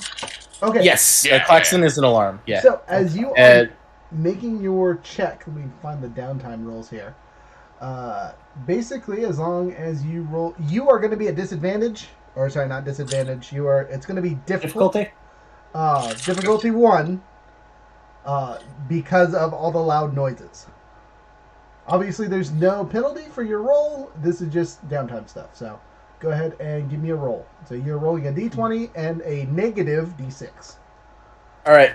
Would when my skill triggers investigate ever do with it, or is it much more like a very close scrutinization of something? So you could be investigating by talking. Narratively, how do you do it? I'm gonna ask you that. Narratively. He's first things first. He's gonna take a very like close glance around, especially as they're running, seeing it like into the rooms because I'm assuming the hall splits off into several different rooms. You're correct. So as he's running along, he's just very, very like staring through into each of the rooms, seeing what he can find and what all is going on, and see if he can piece together something. All right, make your roll. All right. I'll give you your +2 for that. Okay. Would it still have disadvantage? Yes. Okay. Let's see. Let's roll this. Alright, and now for the d6. I rolled a 1 on the d6 and a Okay, best roll. 12 plus 2, so 13 total. 13 total. All right, so you find what you're looking for, but choose one. You leave clear evidence of your rummaging. You have to dispatch someone or implicate someone's innocence to avoid attention. Do you care about attention? Probably not. No, I do not care about friends here, attention. legally. Okay, so I'm going to say you get to choose one. Do you want to leave clear evidence of you rummaging, or do you blame it on somebody else? Again, there's really no consequences for learning this information. Probably just blame it on someone else. Okay, so you say, "Hey, the LT told me I need to know what's going on. Fill me in." So one of the people walking around and say, "Well, we arrived at the station and they have a small fleet that is slapping the hell out of the Crooked Smile. We've taken some serious damage and they're deploying people as fast as possible. The ship looks like it's going to crash into one of the nearby moons." Waylon's immediate reaction is just like a solid 2 seconds of pause and immediately, son of a. Okay, next up, who's And he's gonna start jogging at a faster pace down the hall, trying to get to the briefing room. okay? And he's just like shouting to the rest of the squad, "Go, go, go, go! We gotta go! We gotta get there now!" I'm gonna, if it's narratively possible, I want to go for a buy some time by using my hacking ability or any mechanical knowledge to reinforce either do something that somebody has overlooked, like sealing a bulkhead, or injecting some malicious code to scramble enemy targeting systems. Okay, so you are not in a command structure where you could scramble something, but you could definitely hack into the nearby systems and make sure there isn't something basic like one of those bulkheads, for sure. So go ahead and Sure. make your Okay. roll. All right. Just flat D20. D20, and then again, because of the noise, commotion, and everything going on, you Sure. have -1. That's And gonna then apply to everyone's stuff. I think my skill check hacker fix. Yeah, totally. Definitely applies. Cool. Oh my god. Oh, all right. I got like a -2. That's rough. Okay. 2 on D20, 6 on D6. Okay. That's again. I'm so sorry. Absolutely fucked it. Just goofed it up Oops. good. All right. So nonetheless, you can only buy a little time, and if only that drastic measure is taken right now, which you are obviously doing. Otherwise, you're trying to save off catches up to you. So at this point, with the stuff, you can't stop the ship from what it's going through. You are not in the appropriate place to like adjust settings or anything like that. But you do notice that some of the escape pods are having problems disengaging for some reason, and you are rerunning their system checks, basically. Okay. Also, I am in Discord very quickly changing this my server name, so it's easier for you guys to remember who I'm playing. I was going to say you really don't have to worry about that, but if you want to, that's fine. I just like to memorize who's playing what, and it helps me memorize names of characters. Okay, whatever. Yeah, while doing this, just gonna remark, industry standard. If it was any worse, it would be worthless. Okay, jumping over to Frozen. I am doing nothing but running as quickly as possible to the briefing room. Okay, so you're not going to take a downtime action, which is fine. You're just dipping. Too easy. No rolls for that. You just run. RJ. So as I'm going towards the thing, I'm actually like looking for scrounges of food or some calories to take with me. Sweet. Okay, so you're gonna try and pick something up. So let's see. Scrounge and barter, I imagine? Scrounge or barter. There you go. Okay. So you're gonna scrounge or barter. Go ahead and roll your d20 at the with the negative d6, and then is there any triggers that you think would apply to this situation narratively, or that you would like to try to apply?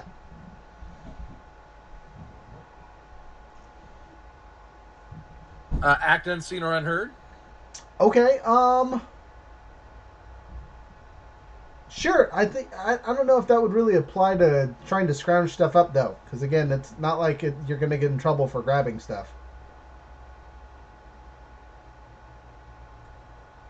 So I do not think that will apply here, because you're not trying to sneak around and grab stuff. You're literally going there. Oh, hey, there's something in one of these rooms. I'm taking it with me. Or what about charm? Sure. You could try talking someone into grabbing you some extra rations or something. So go ahead and roll your d20 and your d6, and obviously subtract your d6, but add your +2. So my D6 was 2, so that doesn't count for anything. All right. Now, give me your 20. 17. 17. All right. So you choose. So you get what you want, but you choose the price you need to pay. It's either time, dignity, reputation, health, comfort, wellness. Time. Time. Okay, so you are going to be late to the room, but you gain a resource. So you can write this on your character or notes or whatever. You get some type of food or extra rations. Might be important later. All right. Frozen. It's my turn. Okay.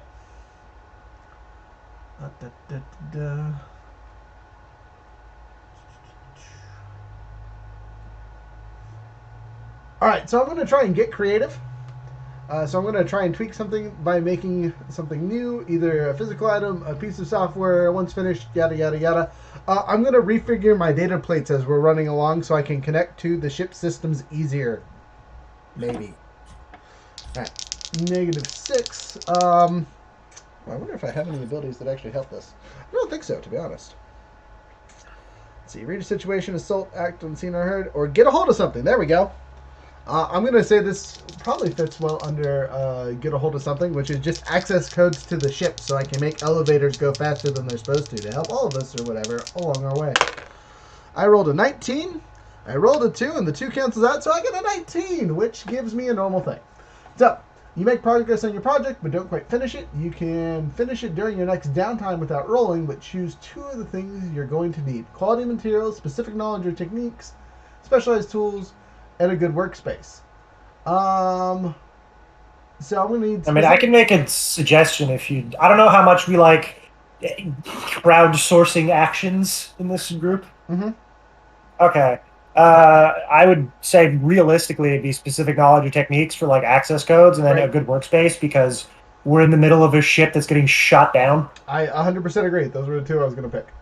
Oh, okay. Sorry. No, you're good. Great suggestions. So yes, that's what I'm going with. But yeah, so I start working on a system to connect me to the major ship AI and whatnot from here. Bada boom, bada bing. We move on. We all eventually make it to the briefing room. RJ, your character is going to be a little bit behind. I will tell you when you enter your scene with your handful of extra rations. But all of us get to the briefing table, and the captain is there. She has come down from the command deck to talk to you. And she says, look, we're somewhere in between the moons right now. We're caught in one of their orbits. I'm going to try and slingshot around to get away from this enemy fire. And we have 2 stations we can go to. I'm going to send a squad to each station, along with 2 companies of Marines, along with some equipment, all that fun stuff. And I'm going to need you to take over one of those stations. We've scanned both of them. They have a good number of combatants on each of them. You guys weren't briefed, but there are pirates all over the system. They have taken over said station. What squad? Reckless Squad is going to the EPO station, and Butterfly Squad's going to Dice Alley station. They're about the same size. One of them needs to be taken over in the next 24 hours. Otherwise, I won't be able to hold this ship up for much longer. I'm going to do the best I can while avoiding the rest of these ships flying around. But it's up to you guys to take care of, a landing zone for us to supply and refit. Understood? Waylon's gonna Hi, sir. immediately nod and salute. So, some of you will recognize this character as the captain, obviously. But one of you mentioned that you might actually know some of the people on the ship. That would be Waylon. Okay, so Me. Waylon will recognize this captain just from her figure alone. She's what you would call a legendary survivor.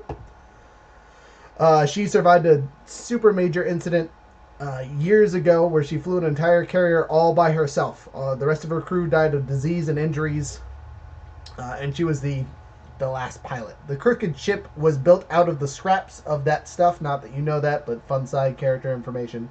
Her name is Sarah Epros. Her code name or call sign is Davy Jones, which is her popular nickname. Do with that information what you will. Anyway, you guys head down to the hangar? Yep. Maybe he's gonna get going to the hangar because if we get stranded, there is nothing left for us here. You're correct. So, Oh. you see... Waylon is booking it. You see your ships your mechs loading up into a single thing. All for the exception of Hank's double-sized, big double cannons. It's got huge weaponry on every bit of it, right? It looks like it's rocking 2 super weapons. This might be an illegal modification. Who knows?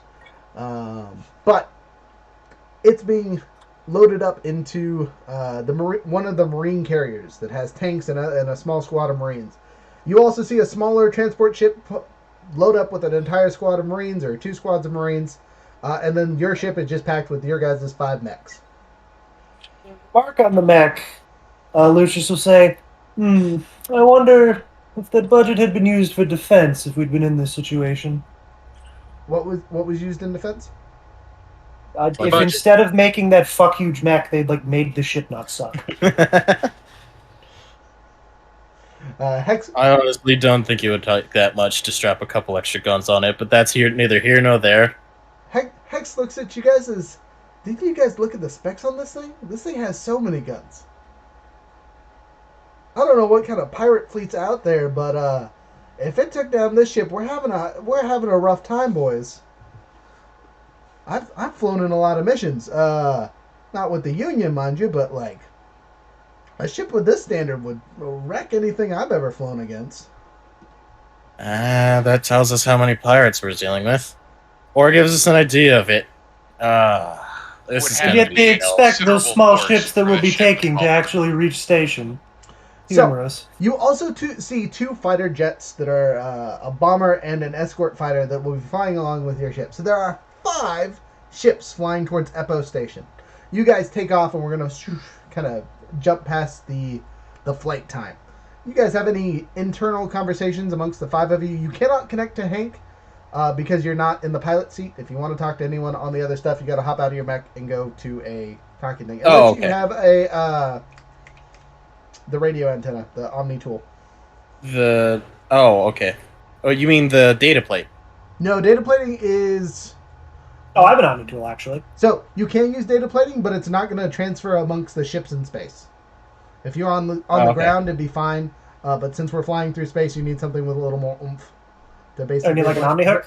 Because I Yes, have that. the Omni hook is a way to communicate across the ships, / long Okay. distances, that kind of stuff. Whereas the Can data we plating, communicate between the mechs? You can communicate between mechs without data plating. With data plating, you can basically talk to anyone in the ship. Mm-hmm. So Except for Hank. my assumption here is that we loaded into our mech. Yes, that we are in the mech cockpits. If you want, Thank you can also be free floating, but you're in 0G with thrusters pushing you back, so it's probably not super comfortable. Nope, I would have gone right into the mech and started my my startup sequences. Okay. Yep. Yeah. Again, Lucius has very little faith in union bureaucracy and/or employees, so he's just going to make sure that the thing hasn't fallen into disrepair. Okay, you give it a quick check. It looks fine. It's in good condition. Obviously, someone's done maintenance on it. It's flying just fine. So, as you I'm guys, almost impressed. as you are connected to the Wi-Fi, we'll call it, right, the OmniNet for the local system here. You guys get a pop screen of your guys' ship. So you can connect to the ship's monitors so you can see what's happening in the battle. Basically, a little screen pops up and you can look. For those of you that have data plating, it's popping out of wherever you have your data plating. I'm gonna say my data plating is like a. You know how like a football player will have like the playbook on their left arm? Mm-hmm. It'll be like that, kind of like a wrist mounted like PDA. Armband. PDA armband. That's the one. That's the thing I was thinking of. Nice. Okay, so my character's data plating is one of his eyeballs and one of his ears is connected to a thing. So basically, I always have a heads up display. Nice. Anyway, so we're looking through our data plating. You guys are looking at the internal monitors connected to the OmniNet in your mechs. For those of you, for which one of you had the projector? Me. So in your ship, you're getting a 3D rendering of the entire space force. As long as they're within range, you can basically have a 3D model of as they're flying through space, kind of thing. Including, like, what we're being assaulted by? Yes. As if it's on scanners, you can see it. Oh. For the And rest I have of an us, Omni hook and subjectivity enhancement suite too, so I imagine that'd be. yes, exactly. So you have really good detailed information. The rest of us are just kind of like the equivalency of looking out a window. I suppose I'll transfer to their screens like a top-down view of whatever my thing. Okay. This isn't good. It's not. You guys see about 30 pirate ships that are fast dogfighters flying around, shooting the heck out of the Crooked Smile, getting shot. You see explosions every once in a while. But several of the fighter squads are just intercepting these ships, and just both sides are just gone within an instant. You guys know space battles, no noise, but it is just a silent explosion all over the place. You see a little flicker of light from a laser, and just a ship will, or you'll see a blue trace of a rocket fly and hit another ship. But no sound. Bad movie. As you guys are flying, you see the station not super far ahead of you. You get a comms check from one of the pilots saying, "Hey, I got to break off to deal with something. We're running out of pilots." So he flies off and breaks formation. As soon as he breaks formation, you get a response from the bomber that's with you and says, hey, I'm going to fly off with him. And as he takes off, a railgun blows him out of the sky, fired from the station. You guys do anything special? Can you do anything special? There are still 3 ships flying towards the station. Assuming my startup sequences are complete, I prep for a hot landing. Probably, Yeah. probably a solid choice. Waylon, go ahead. I pull from the digital zeitgeist a soundboard rendition of the typical funerary trumpets Why would you do at that? a What? very derisive tone. Why would you? I like to think that it was at the same time also Done has without like, commentary, so you can think it's sincere if you haven't picked up on my character's attitude yet. I like to think that it's also like super bit crushed. Oh, yes. It's like one that just kept getting re-uploaded without being remastered, so it's just super like fuzzy. Yes. So, Waylon is going to ready all of his like startup sequences, and then once he's in, he's going to grab a cord from like where his chair is, like between where his headrest is, and like put it into the cord jack that's in the back of his deck. okay, you do so. And he's gonna take a deep breath. And just gonna. Everything feels very vivid now in his mech. Okay, you are And- very well connected. So as you guys are flying along, right? You see the small fighter trying to weave and dodge. There's something coming at him. You then notice a small spark on the edge of one of its wings, and it completely erupts in flames, just gone, non-existent. It's you and the other squad of Marines flying in full speed. You've noticed that there was a second railgun that was firing at the small ship, but it was more like a repeating laser gun, giant lat gun. Wait, so is it just the one ship of us at this point, or is it 2 ships? It's you and where Hank and the other Marines and whatnot are. All right. All right. Again, bearing great cynicism, I'm going to ring up the other ship, if possible. You do so. You have the Omni Hook, right? All right, yeah. Yeah, I'm going to ring up the other ship and say, care to make a wager on which one of us dies next? You either win or you don't have to pay up. You hear Hank say, "Ain't nothing killing me today." As soon as he says those words, a third railgun pops up from the station and fires and hits right through the center of the ship. The ship does not explode, though. It is still flying. But it is definitely been breached. You see a whole bunch of Marines and space bits fly out into the nothingness that is space.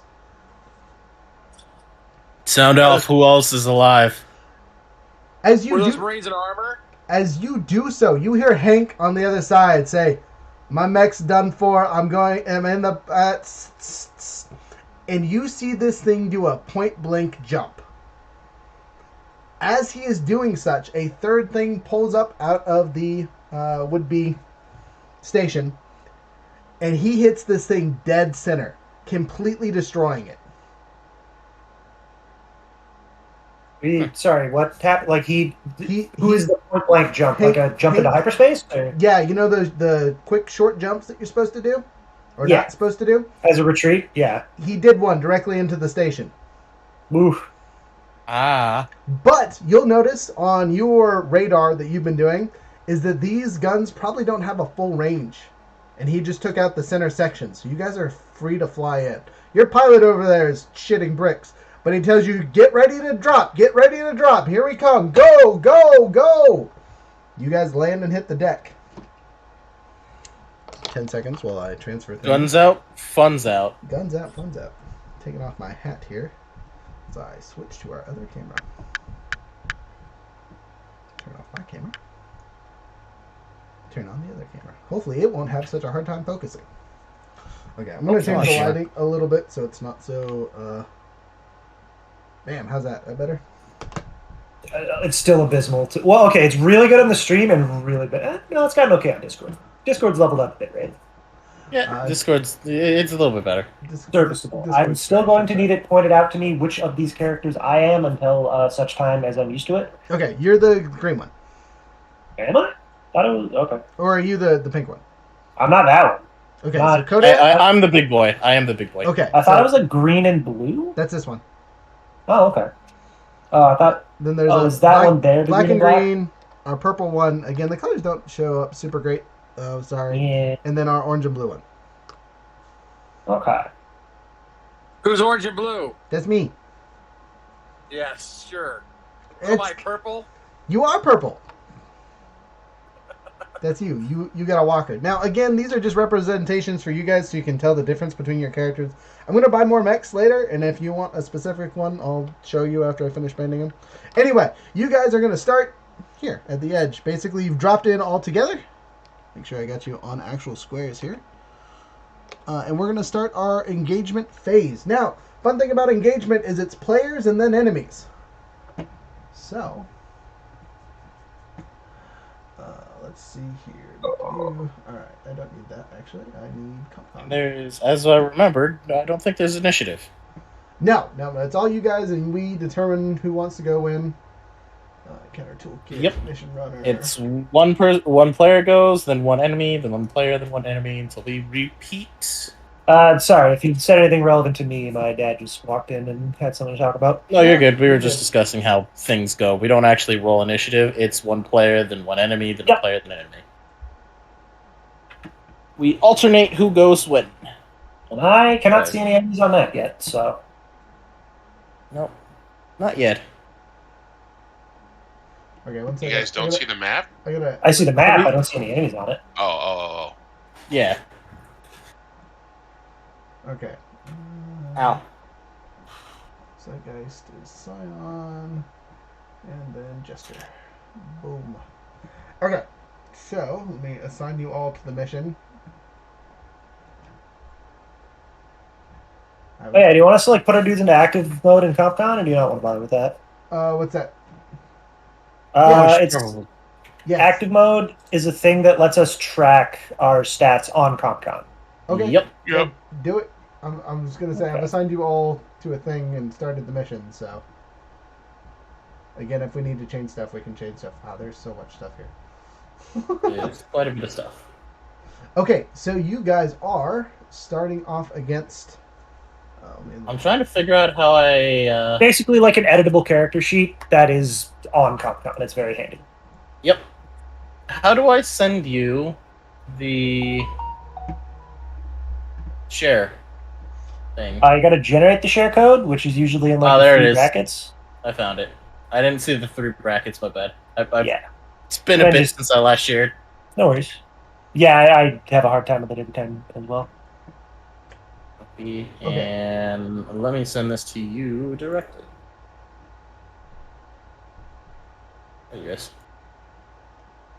There is the code. Bam. Okay, sweet. So that's kill all the pirates. Round 1. Let's click on that and see if it does anything. Nope. It doesn't show me anything else. Awesome. Okay. So you guys are in low gravity. That is the big thing, which means for you guys, mechs count as flying when they boost and must land after they move. And characters never take damage from falling. Oh, but we're not slow? You are not slowed, no. Oh, okay. Okay, so I'm only showing 3 to start. Alright, let's throw them out there. Basic infantry. These are squads. Starting. So these are squads worth of people. Alright, there's one right here. Oh, Christ, we're just going to be slaughtering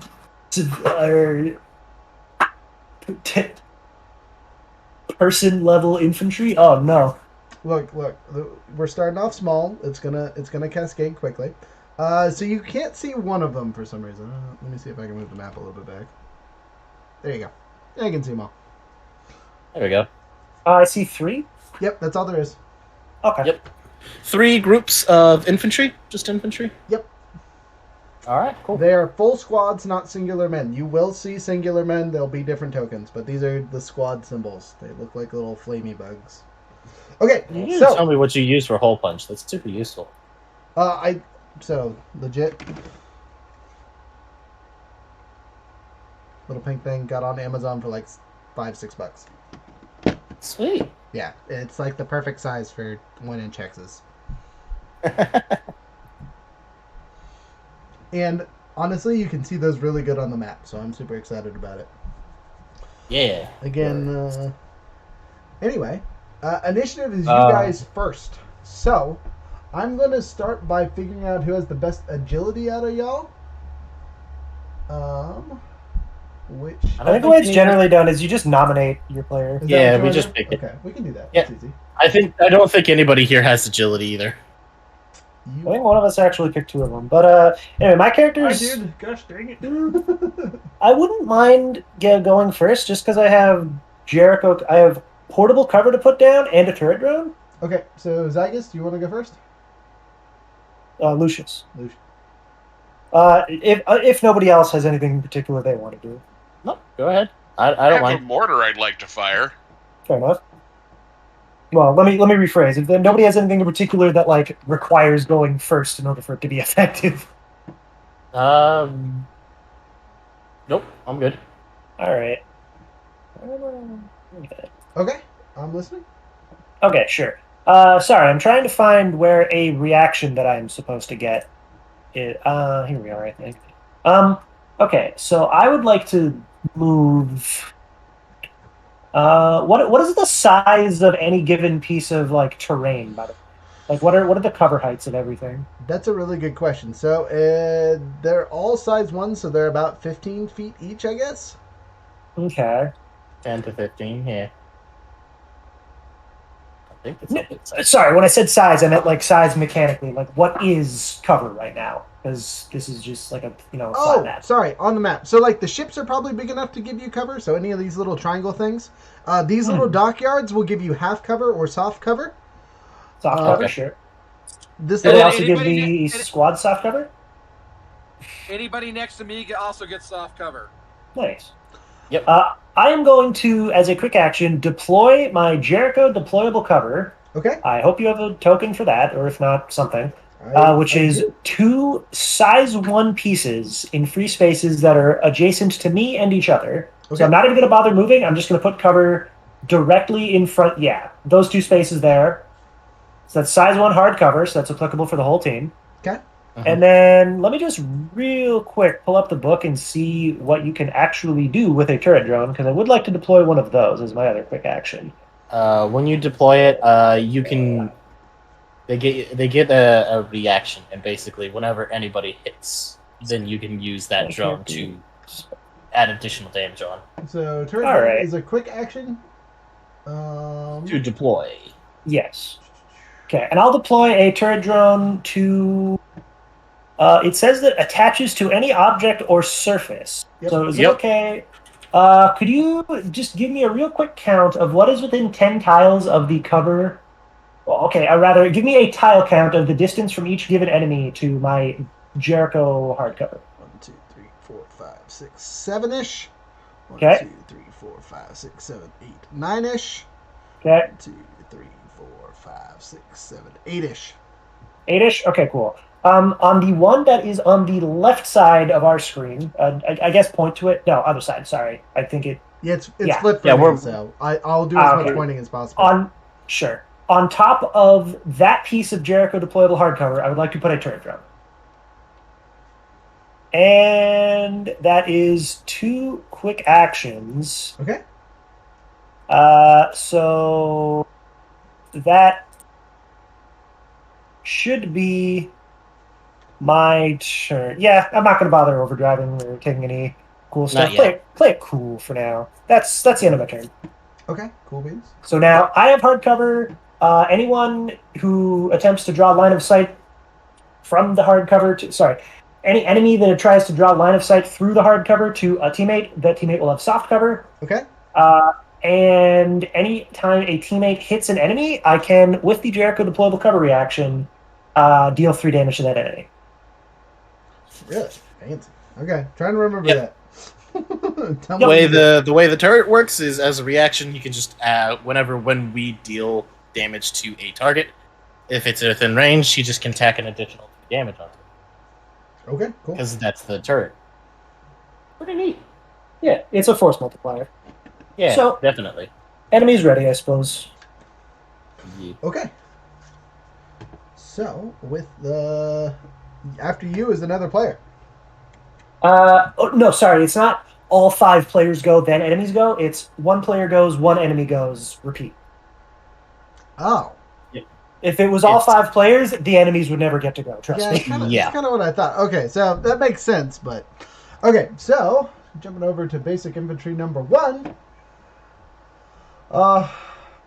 You are definitely within range, so they're going to fire an anti-armor weapon at y'all.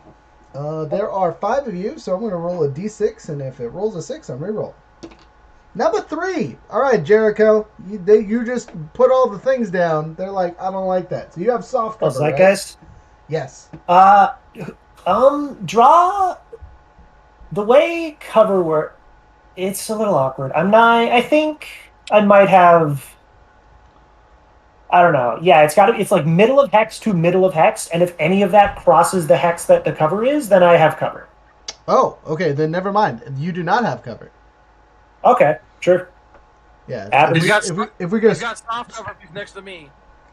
he is not. Well, he is next to you, so you do have soft cover. Oh, sweet. All right, then yeah, +1 difficulty to hit me. Okay. Evasion 8. Evasion 8. Well, that's not super high. We need to get y'all some grit. Okay. Yeah. I put it in systems. Okay, so they rolled an 8 and take -5, so 3. Ooh. No hit. Yeah, they miss. They get their 1 attack. That was their thing. They could move, but they're in. They are in cover. their own They're cover. comfy. Yeah. Sure. Yep. Let me see. Check and make sure there's nothing I missed here. The soldiers spread out. Nope. Undersized. Nope. Basically, because they are small, they get to use that as full cover comparatively to you guys. Mm-hmm. Yeah, that's it though. Okay. Next. One of us. Whoever. I would like to go if nobody Sure. has objections. Technically, the way it works is the player who went last nominates the next player, but I'm willing to, Oh, take. okay. I have no idea what any of you want to do. So No, it's all right. I have no idea what any of you want to do, so make your case, and I'll choose who I think is the best one.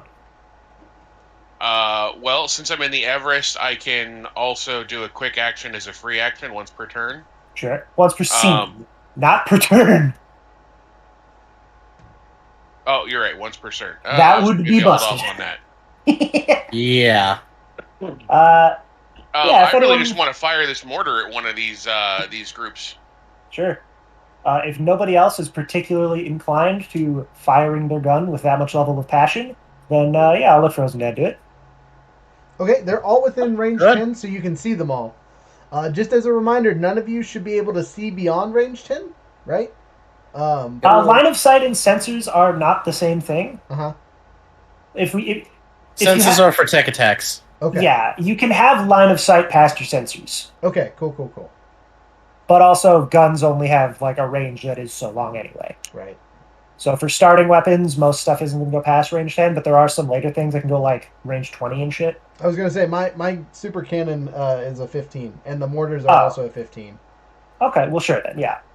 Mortars indoors, this could be a fun one. So, just to describe where you guys are at, you're not actually indoors yet. This is like a landing pad on the outside of the station. Okay. All right. I am going to, fire my mortar at the furthest group of enemies. Okay, so I would suggest these guys because they are behind hardcover. Okay. And your mortar basically negates that because you're firing from on top of them. Yeah, it has arcing, right? Yep. Arcing. Yeah, it's arcing and Sweet. inaccurate. Sure, happens. So what that means for you is it gets a +1 difficulty. So you're always going to roll a -6. Negative D6. Not. Yeah. Sorry. Yeah. -6 would suck. All right, so I'm gonna roll a d20 and a d6, right? Yep. Yes. Yep. And then subtract the D6 from it. Yeah. And that is squad 2 that you're shooting at. Why did I have a movement of 0? That makes no sense. Oh God. So I rolled a natural 20 and a natural 6. Wow. So I guess that's a That's- 14. So Yep. 14. Yeah, you hit. They have an All evasion right. of 8. And that's a 1d6 plus 1 Okay. for damage. Yep. We'll give that D6 another roll. And that d6 came out with another max damage. Nice. So 7. 1, 2, 3, 4, 5, 6, 7. Boom. Got it. They're still alive. Barely. Just so you know, they have a. Where's their structure at? They shouldn't have structure if they're like people. Okay. Cool beans. Next. If they don't, if we already burned through all their health, they are just dead. That makes sense. Yeah, so as your mortar comes down, you see several of them they're donezo. You know what I mean? Of the. They effectively have one structure. They Yeah, have, everyone gets one. Everyone gets one. you know what? They're supposed to be size 4, though. That does not sound That correct. does not sound correct whatsoever. Maybe it means they can sprawl out into a size 4 area without monopolizing it, if I had to guess. They do have a spread out. Yeah. Instead of. Freely in the space it occupies. Yeah. Okay, whatever. I'm not putting a size 4 character for infantry. Yeah. Just know that they're All I can over. imagine is Yeah, it's all an I can extra. imagine is that if it spreads out to size 4 and it gets like some kind of damage reduction because they're spaced out. As long as the squad occupies at least 2 free spaces, it can end its turn overlapping structures, cover other characters. As its size doesn't reflect its mass, the squad cannot grapple or be rammed. Yeah. Okay, so they can spread out. It doesn't do anything for them, though. Yeah, it feels like. Well, I mean, they can't be grappled or rammed, which, you know. noteworthy, The but squad cannot grapple or ram. That's what I said. Oh, the squad cannot grapple. They can get rammed and they can get grappled. I don't know why they would get out to 4 spaces then. Like, all I can imagine is, again, spaced out, so you can't kill as much, so it's like damage reduction, but I don't know. Yeah, so I think they just gained the benefits of all the would-be small cover around them. So basically, you just assume that they're behind half cover if there's half cover in their space. Oh, okay, that makes more sense. Or hard cover if hard cover's in their space. So Right. whatever in the size 4 area they take up, they then just, for the rest of them, to get all of that benefits. Yes. Okay, that makes sense. That's That is actually pretty decent. That is decent. That's how we're going to play it. All right, so you murdered some of them. It's now... Oh, you can also move even after doing that. That was only like one quick action. You still have a quick action and move left if you want. Yes. Oh, Sorry. You can... I was going to say, the mortars aren't a firing quick was a- action. It was a standard action, but yeah, you still have a movement. Firing one weapon is a quick action. Firing 2 mounts is a full action. Yep, and even regardless, you still get your movement. Oh, okay. So you could fire another mount. You could boost to move your speed again. You could. There's a few things. Well, shit. I'd recommend getting into cover at the very least. Yeah, because you're way back here. I get half cover being next to the purple guy, don't I? This is true. Yep. Or soft cover? Soft Yeah. cover, yeah. Fair enough. The enemy group on the my left, your right, yeah, the front one, that one. Are they within 8 hexes? 1, 2, 3, 4, 5. Yes, 6. Oh, good. They're gonna get a blast from the heavy machine gun. Not to account for the fact that they're actually this giant area here. They're real easy to shoot at. They're everywhere. Okay, so firing your machine gun. Do it. Roll it. Pew pew.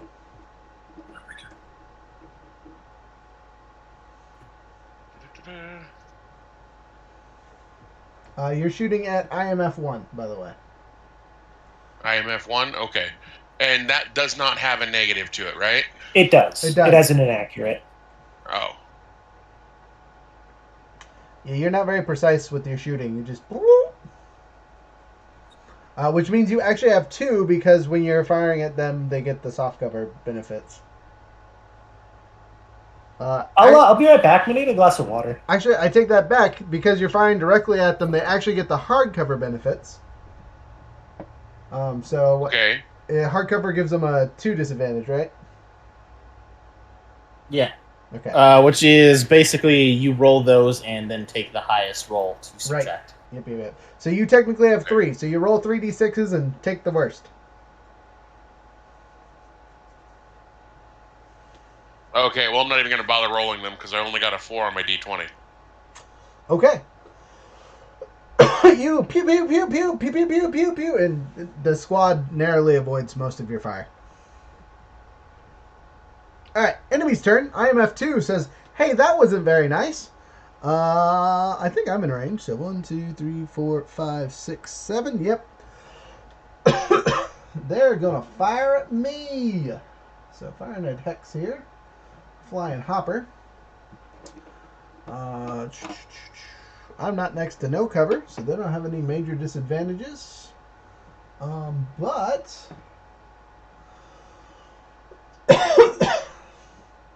All right, I'm back. it's all good. Oh man, I definitely should have tried to hide to start out. Gosh dang it. I have that whatchamacallit, the infiltrator. But unfortunately, that's not going to help me at all. Alright, so they just get a straight, easy shot. No pluses, no minuses. Hiya! Fuck. That's a 19 plus pluses. Definitely goes past my 8. Be right back. So, IMF 2 here. It's a 5 of some kind of weapon. I'm going to say it's explosive damage. So, that makes it... Yeah, they can't fire with the other one. So, kaboom for a whopping 5. I take 5. But how much armor do I have? I don't know. Let's look.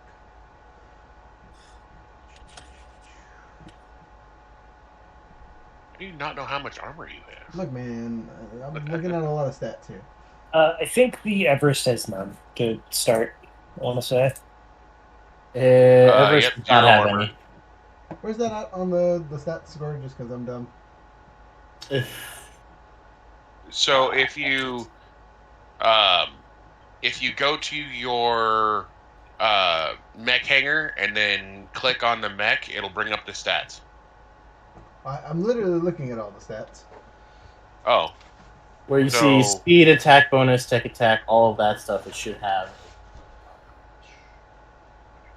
Armor 0. Yep. Okay. I don't know where it is on the thing here, but on my paper pack it tells me. All right. Anyway, out. Oh, you know what? Maybe because it's 0, it doesn't show up or something silly. That would be dumb. Anyway, I take 5. 1, 2, 3, 4, 5.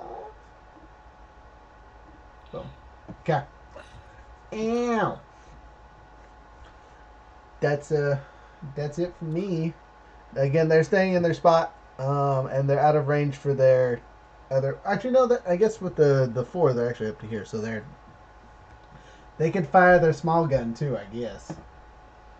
Is that a good choice? Probably not, but whatever. Yeah, so they fire their main rifle here. Okay, that's a 5, so that misses.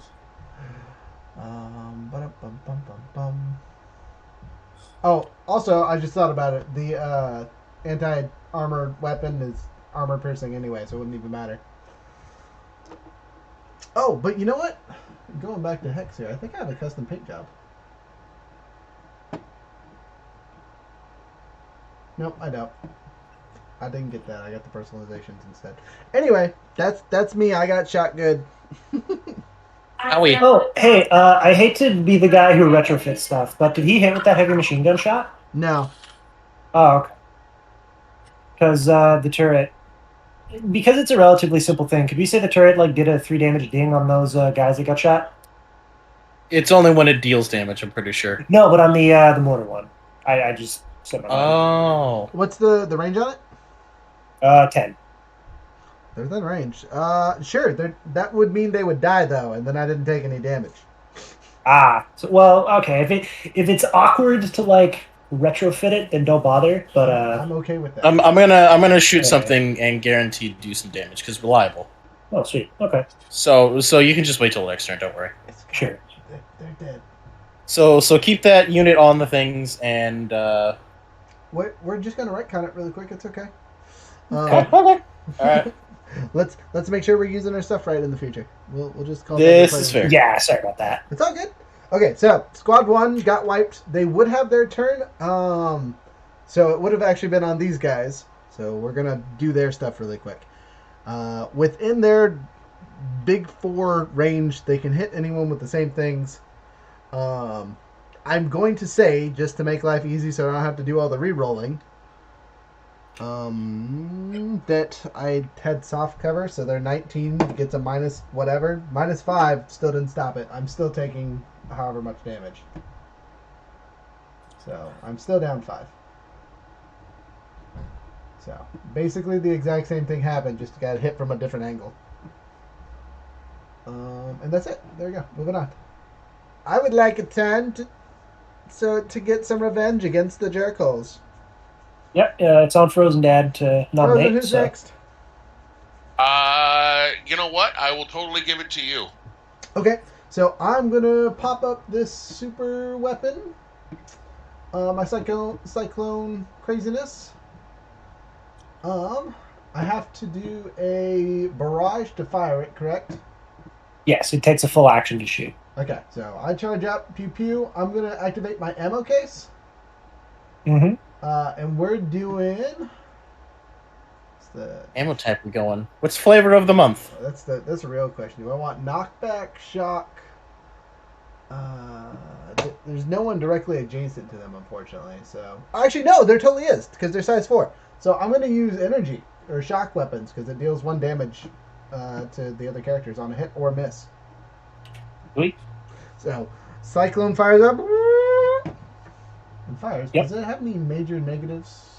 No, it has an accurate, in fact. Accurate. Oh. Okay. They are behind hard cover technically, so that cancels out to 1 in the negatives. Yep. All right, here we go. A 1 and a 19. I think an 18 hits. Wait, you? Oh, I Yeah, wanted difficulty. Okay. Yeah. Sorry, I thought you like rolled 2. Anyway. It's okay. Ow. Armor piercing doesn't matter. It doesn't go through. Whatever. All right. Anyway, 3d6 plus 3. I think armor piercing just it either ignores armor or it ignores cover. 3 Ignores to armor. 5, so 10 plus 3 is 13. Yeah, they're gone. And the other team takes 1. Nice. Which one's left? The one in the back or the one in the front?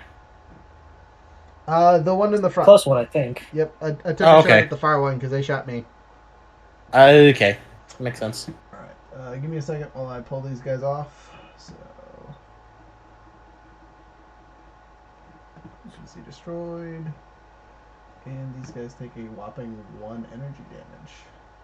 Okay. Oh, so maybe that's why they have no moves? Is because they are so big, so you just assume that they're always going to be in that position? Oh, you know what? That makes a lot of sense. Yeah, that makes quite a bit of sense. Okay, cool. So they have to get bonuses for like, okay, what's the best piece of cover that we've got? Hardcover? Okay, cool. Gotcha. Okay, so, other squad's going to take a shot at RJ's character because it's in the middle and granting sorry. cover. Did they already have their turn? Did this squad already had its turn or no? No, not yet. Oh, okay, sorry. I just... Oh, no. They were the first squad. Never mind. Yeah, they totally went. I killed the third one. Yeah, Okay, I was about to so say. I get to pick a character. So, RJ, what you doing? Oh, I can move. I'm going to move before my turn ends. Yeah, get into cover. 1, 2, 3. That doesn't really do anything, but okay. I only got 4. Takes you out of range. Probably takes you out of range. It definitely does Perhaps. Okay, Anyway, RJ, what's up? We will see. I'm gonna drop a rocket propelled grenade on him.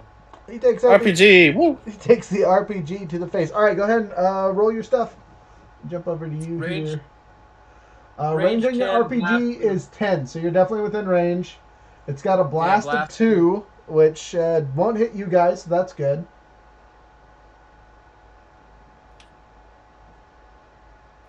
And does explosive. Yeah. Owie. So dumb question. What's the special thing about explosive? The damage I type don't- doesn't do anything different. It's just a matter of it has a blast radius. Gotcha. Yep. Okay. Like those are separate statistics. Something can do explosive without having a blast radius, or explode with, or have a blast radius without being explosive, and vice versa. Gotcha. Because I know like energy and heat do stuff to the mechs. Basically, they just it's a matter of if they happen to have a resistance to a specific damage type. Gotcha. Okay. That's the only time it really comes into play. All right. Cool. So RJ, roll 16. okay. 16, 6. and then I rolled a 16. Yes, Okay. And then damage. is 3 plus 2 or 3 plus 1 is 4. You do 4 points of damage. The squad is still alive, and you have more guns. I'll shoot my anti-material rifle at him. Okay. Uh, That's range- actually- range 20.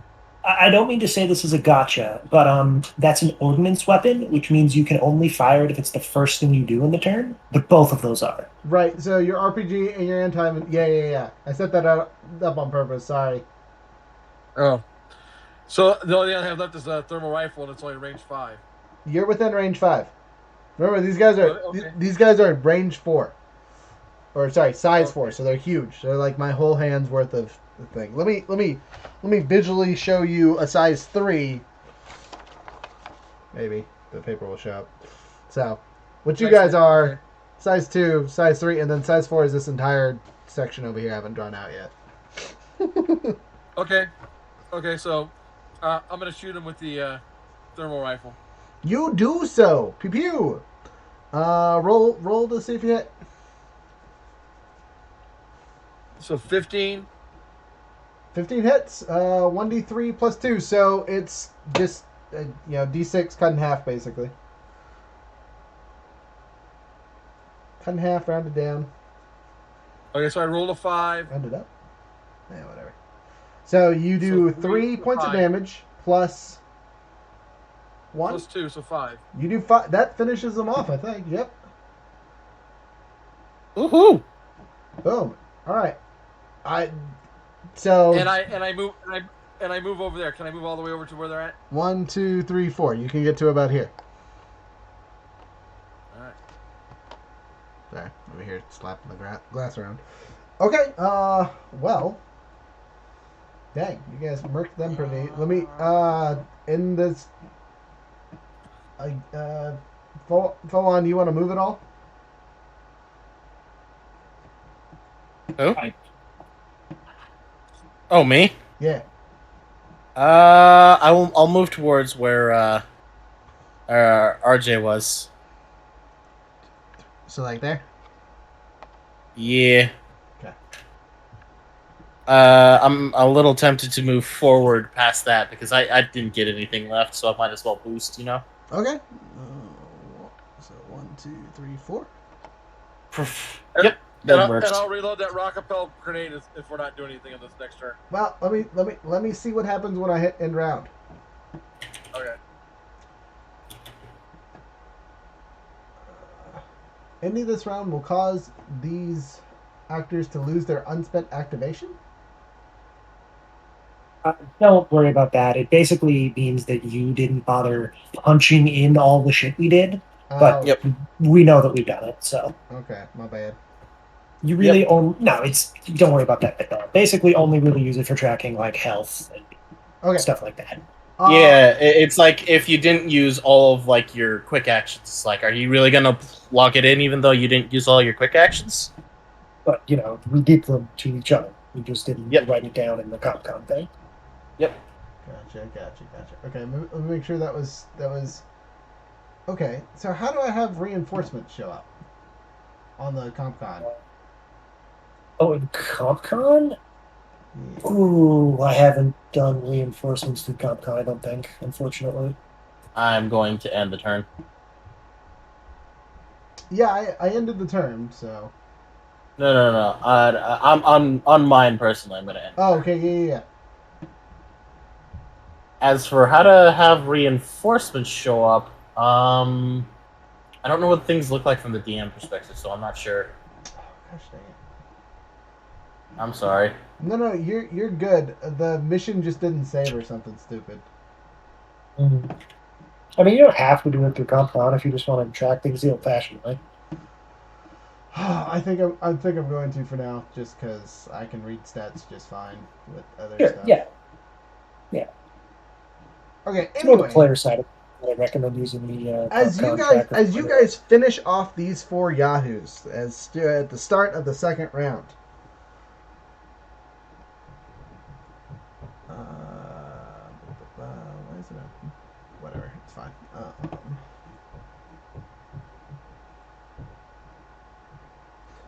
I don't know if you guys recognize, just out of curiosity, like when things show up, do they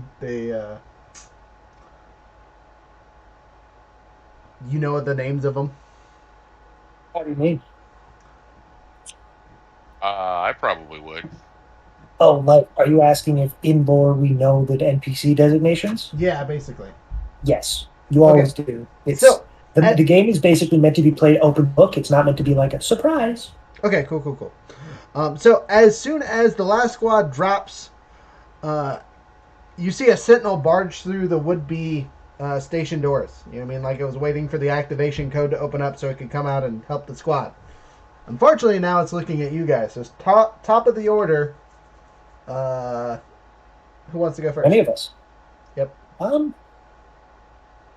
much matter to me. I also have a heavy machine gun, which I could definitely fire, but I was gonna say I gotta spend my turn loading. Is loading a quick action or a full action?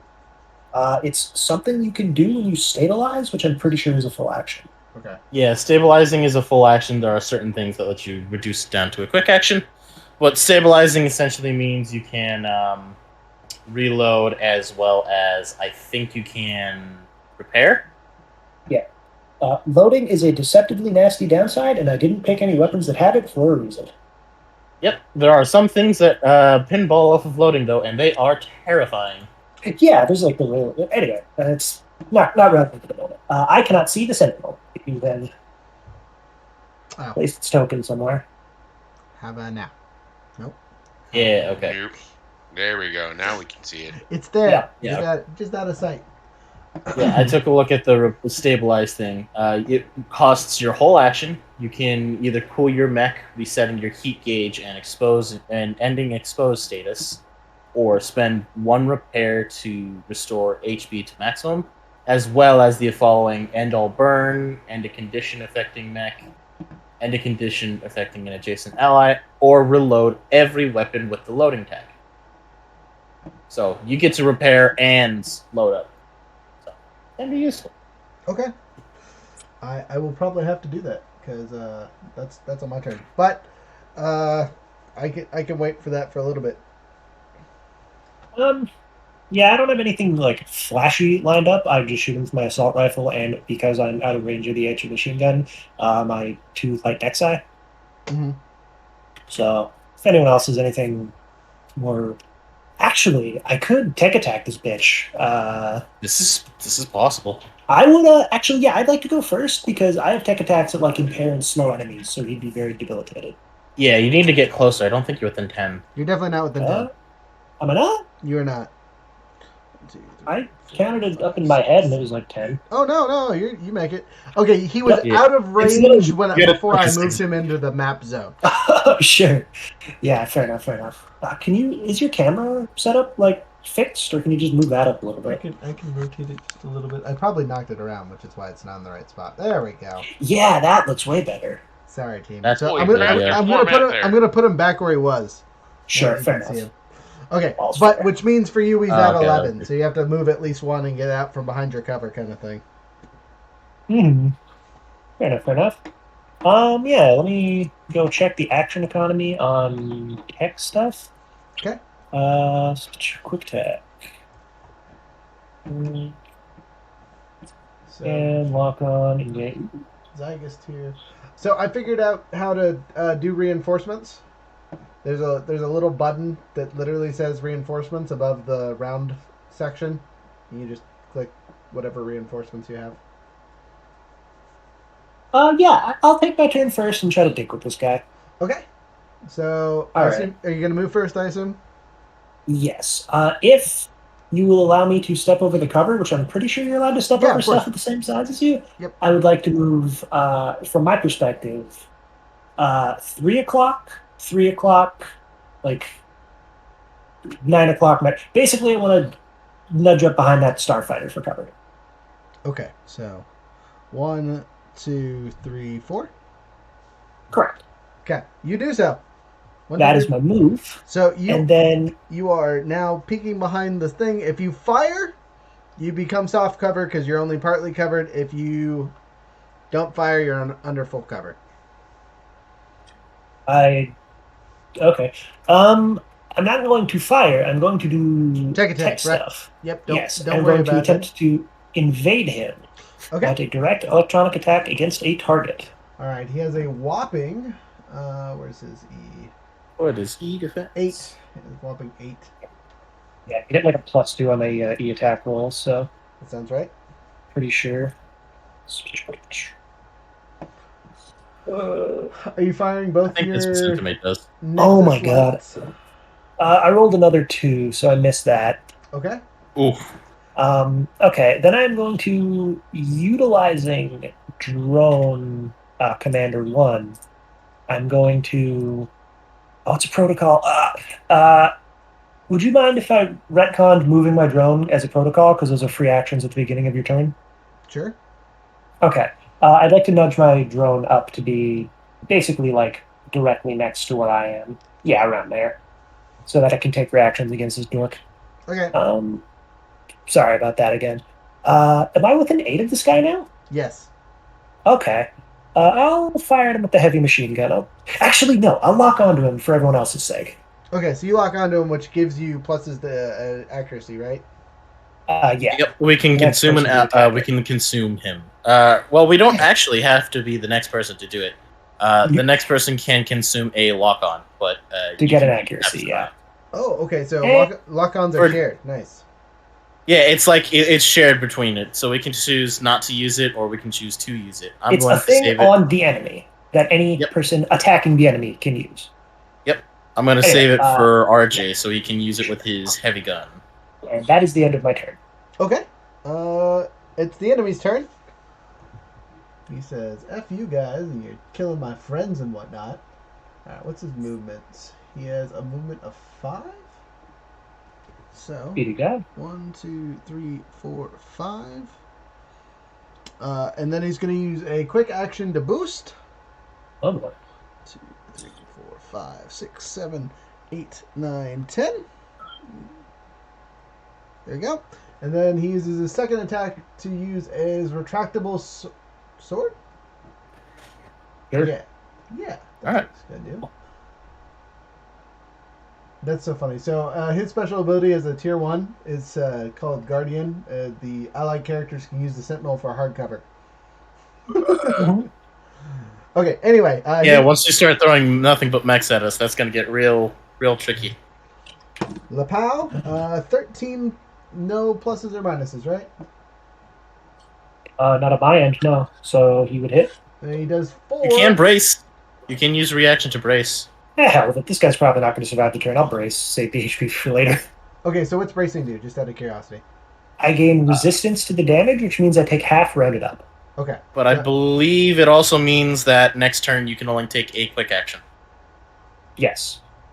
Okay. So as he comes around with his sword, it swings out of his would-be retractable sleeve, slashes through you, but you resist in time. You kind of block it with your arms, only taking 2 damage. Mm-hmm. So, all right, 2 damage marked.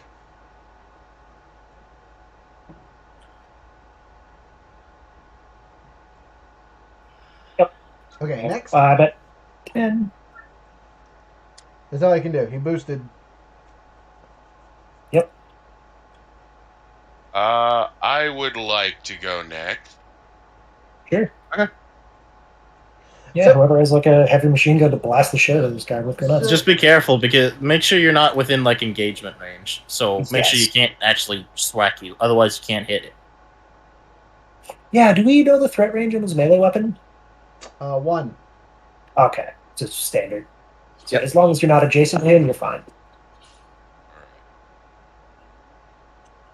So somebody said they were saving a lock on for RJ's. Yeah, Machine, because right? the machine gun has inaccuracy, which is -1 penalty. So if we can give him the +1 accuracy, then it just cancels out. He fires like it would be normal without any accuracy. Gotcha. It cancels out the normal -D6 that he would otherwise have. Which is good because so heavy machine gun is heavy. both of those characters have heavy machine guns. So if he moves forward a little bit and then shoots, Yeah, I don't know with an HMG, just light this guy up. Yeah, my blessing. All right. No, I'm just looking at my talents and stuff and trying to see what I can do to assist here. Mm-hmm. If your tech And- attack isn't terrible, you could also attempt to invade him if you don't just feel like doing raw damage. But I mean, doing raw damage is also generally solid. he doesn't have any tech stuff. I don't have any tech stuff. I Yeah. deliberately went with a support. That's why I'm double checking my talents and stuff. Okay. Because I have the spotter. So if he's adjacent to me and he consumes your lock on, he can roll twice and choose either result. Sure. Walk on up to him. When an allied character adjacent to you attacks the target and consumes a lock-on. So you're going to want to move up next to RJ? Yes. All right. That's 1, 2, 3, 4. You can do that. Whoop. So when it comes to the talents, can I use them at any point? And is there a limit to how many times I can use them? No, I think there's except for the exception of leadership dice and whatnot. Depends on the talent, basically. Like if it's a conditional thing, it would. If it doesn't mention like a once per round or a once per turn or a once per scene limit, then it just is assumed you can do it whenever it's relevant. Okay. So not only am I going to be, do I want to be adjacent to his character because he's going to have to move to take a shot at that guy, right? No, he's got line of sight. Yeah, we're all just ready to go gangbusters on this guy. He's Okay. in the middle of fucking. So I'm also going to use Field Commander and give RJ a leadership die. Okay, so I'm gonna put you in the plus field. That's once per turn as a free action. Yep. I can issue an order to an allied PC you can communicate with, describing a course of action, and give them a leadership die. So you're gonna hit him with the classic Jurassic Park. Shoot him! Shoot him! Yep. Perfect. And as a quick action, I'm going to I have line of sight on him, so I'm going to activate covering fire as well. Okay. So he's impaired until the start of my next turn. If he moves more than one space, if he clears impaired, but I get to attack them as a reaction with my heavy machine gun. Nice. Yeah. He done stuck. And then I'm going to recommend that RJ get to go. You get to pick. I think you still have an action because you took like a quick and a free. Oh. Yeah. So you can shoot him if you want, if you have a heavy machine gun. I do have a heavy machine gun. I'll give it a shot, see what happens. Or you could You wanna double, use or the you could double lock-ons? pistol him up. Pew, pew. Sure. You could also use the lock-on since you gave him a 1d6, which will cancel out his roll him at flat as well. It would? No, Yeah. but he wants Or would RJ. it just- He wants RJ to use the lock on, because he'll Well- get 2 from the spotter bonus. Basically, he can give RJ 3d6 on the plus side for being a good boy and listening. Yeah. Spotter bonus. That spotter bonus isn't an extra accuracy. That's an extra d20 roll. Oh, that's way better. Yeah. Yeah. So basically, he gets to roll with advantage, choose either result, and then I'm also using Field Commander and telling him to shoot Okay, fair enough. Then that guy, so he gets an extra D6 yeah. for his attack. Then you can save the lock on. Do whatever you want to do then. And the lock on would also give him a D6. So basically, I'm boosting his chances to be able to hit. Yep. But I will take the opportunity and I will fire my pistol. I was gonna say you could also throw down a turret. Oh, I hadn't thought about that. Just in case there's more. You're right. I will pop a turret out. And I'm gonna put it right on the nose cone of that fighter. Okay. Are you within range for that, or can you just throw them wherever? It's got to be. I believe it's 10. The range on it is 10. Sensors line of sight, I believe, is deployment. Yeah, anywhere within Yeah, within sensors, and line of sensors sight. and line of sight. So you should be good. There you go. Yeah, my and sensors I'm gonna pull this one are. off since you guys. No, that one's mine. Oh, do you want them different so you can tell the difference? Oh, I see what you mean. Sure. Yeah, Just so we know what turrets are turrets. sure. Yep. Also, until my next turn, because I brace, I can't take reactions with that thing anyway, so it's just kind of sitting there. Gotcha. But Brace takes a lot of stuff off you. when RJ shoots, he'll get the +3. Plus If he 2 and 2d20. Yeah, he'll get everything. So, Hey, RJ, are you RJ, ready to if just you do this miss, man up man, this? Yeah. All right. So you're burning the lock on. You're rolling your dice, and you're getting 2 positive and taking the higher of the 2. Well, he still has an inaccurate, so he'd only be getting a 1 d6 Ah, accuracy, You're right. You're right. but 2d20 plus 1d6. First D20 was a 6. Oh, Second one was a critical. There we go. So I'm guessing you're going to take the 20. Yeah, I'm gonna take the 20. He better All right. take the 20. He has brutal and crack shot. So, you have crack shot? Oh, I guess it's not a heavy. Never mind. so when you roll a 20 on an attack die, you deal maximum possible damage and bonus damage. So what's the and bonus damage? That just means like anything that's not on a die, like the 4, it's automatically +4.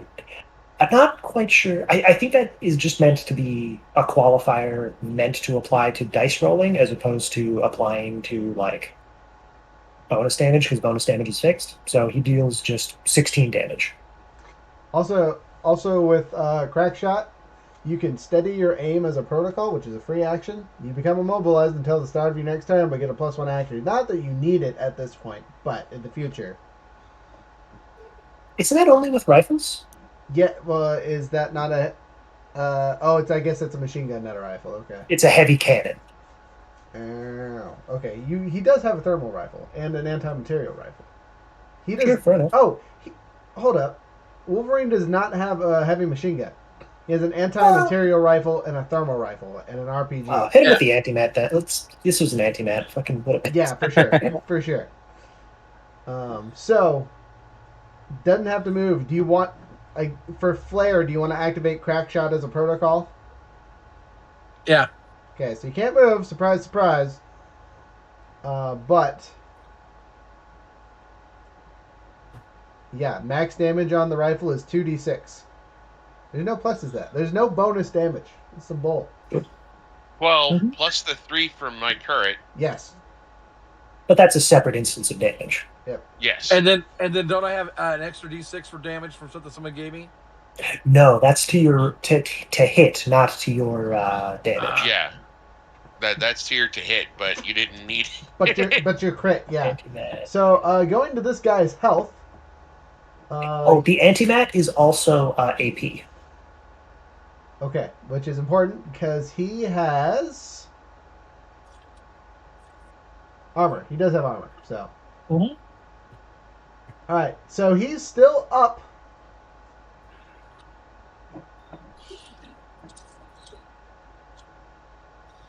Yeah. All right. So who's next? Who's got the? You can still fire the thermal rifle. That was only one action. Yeah. And you still. Yeah. Roll it. I can't move the use ability. Correct. Yeah, but you you don't don't need to have to move to move. do He's it. definitely in range. Yeah. Okay. Blast him again. All right. Just a second. I gotta pull over. You driving a car while playing that? Yes. Ugh. But Yeah. I'm not rolling this stuff while I'm driving. I'm pulling over before I do that. Okay. Okay. So just my 20 and You're immobilized, so you still get that extra accuracy. So you get an extra plus 1d6. And he didn't use the leadership die on the last one, so he can still use it. Yep. So you can. Yeah, that completely changes the math of this turn. Holy shit. Yeah. Right. Oh, wait. 16 to hit. Got him. You- roll your d6 for damage. 6, but it's one d 1d3 plus 1d3 plus 3. So 5. that's 3 plus 2, so 5, and then I roll the other one. No, you're good. That's it. What gun is it What? that you're firing right now? Thermal rifle, so he gains heat too. Oh, okay. I'll save it for later. There's a rules conflict occurring here, but it's not super pertinent to have happen now. Any reason why? Okay. Oh, me? Yeah. Wilson. Yeah. You can't have two heavy weapons. The thermal lance is heavy, and the No. anti-material. A thermal rifle. No, I'm looking. There isn't something called a thermal rifle. I don't Okay. believe. I'm looking at it right here, man. It's a. Am I? Oh, okay. Maybe my book's outdated. I don't know. Let me check. Sorry. Keep going. No, you're good. It's a GMS weapon. Thermal. What? Yeah, that just okay. Never mind. Sorry, I was wrong. That just. What the fuck? That is peculiar. Maybe I just have an old version of the book. Oh. Anyway. Yeah, it's on CompCon, but not my book. I apologize. You're good. Okay, that blows him up. He doesn't have structure. Oh, because he's an NPC. Duh. Yep. Players have structure. I'm dumb. Mhm. Don't mind me. That's it. You've killed all the enemies. So I'm going to end the round. Confirm that. Don't care. And you've completed that encounter. Not the scene. Well, encounters are scenes typically, I think. Yep. Okay. So is there anything we can scavenge or anything right now, or does that work that way in this game? Okay, so you're working on securing the place. You don't have time to rest. You're moving in and securing the area. You have cleared the landing pad. Congratulations. I'm gonna pull all these off the thing for a second. Can we reload? Yes, between fights, Yes. your stuff's automatically reloaded. Yep. Now, what about repairs? Repairs, what you can do if you're given downtime, which we aren't right now, I Correct. would imagine. We do not. You can spend your repair points to repair damage to your mech at a rate of, for normal mechs, 2 repair points per structure, but the Everest is special in that it only takes 1 repair point per structure. Or, well, I shouldn't say or, and you can spend 1 repair point to fully replenish your current health bar. But that's not relevant to anybody other than me right now because nobody else took damage, I don't think. I did. Oh, okay. I Um, took 5. Rocket to the face. Ooh. Yeah, like 7. That's fine enough. Yeah, if you wanted to, when we're given, I guess to use D&D terms, in a short rest, you can repair structure for 2 repair points on mechs that aren't the Everest, Mhm. or fully repair your HP for 1 repair point. And your repair points recover fully on a long rest or under certain special conditions. Okay, so I know the background here is space, but just know that this is the landing zone that you guys just came from. Mhm. Are we gonna want to keep going? It's almost like 11. Yes. So at this point, this is probably where we'll stop it after the first encounter, and do our after action review / say goodnight to everyone. Let me check the timing on stuff and things and check Twitch. Hello, Twitch. Yeah, we're good on time, so we're gonna call it here. This is a good time to end it before we move on to our next bit. For everyone watching, let me switch back to my face so I can give my 30-second spiel on things.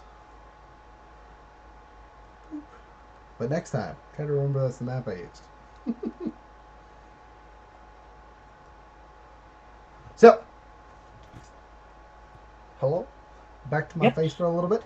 Thank you guys so much for playing with us tonight. Hope you learned something, picked up things. If you have questions, comments, concerns, hit us up in the comments.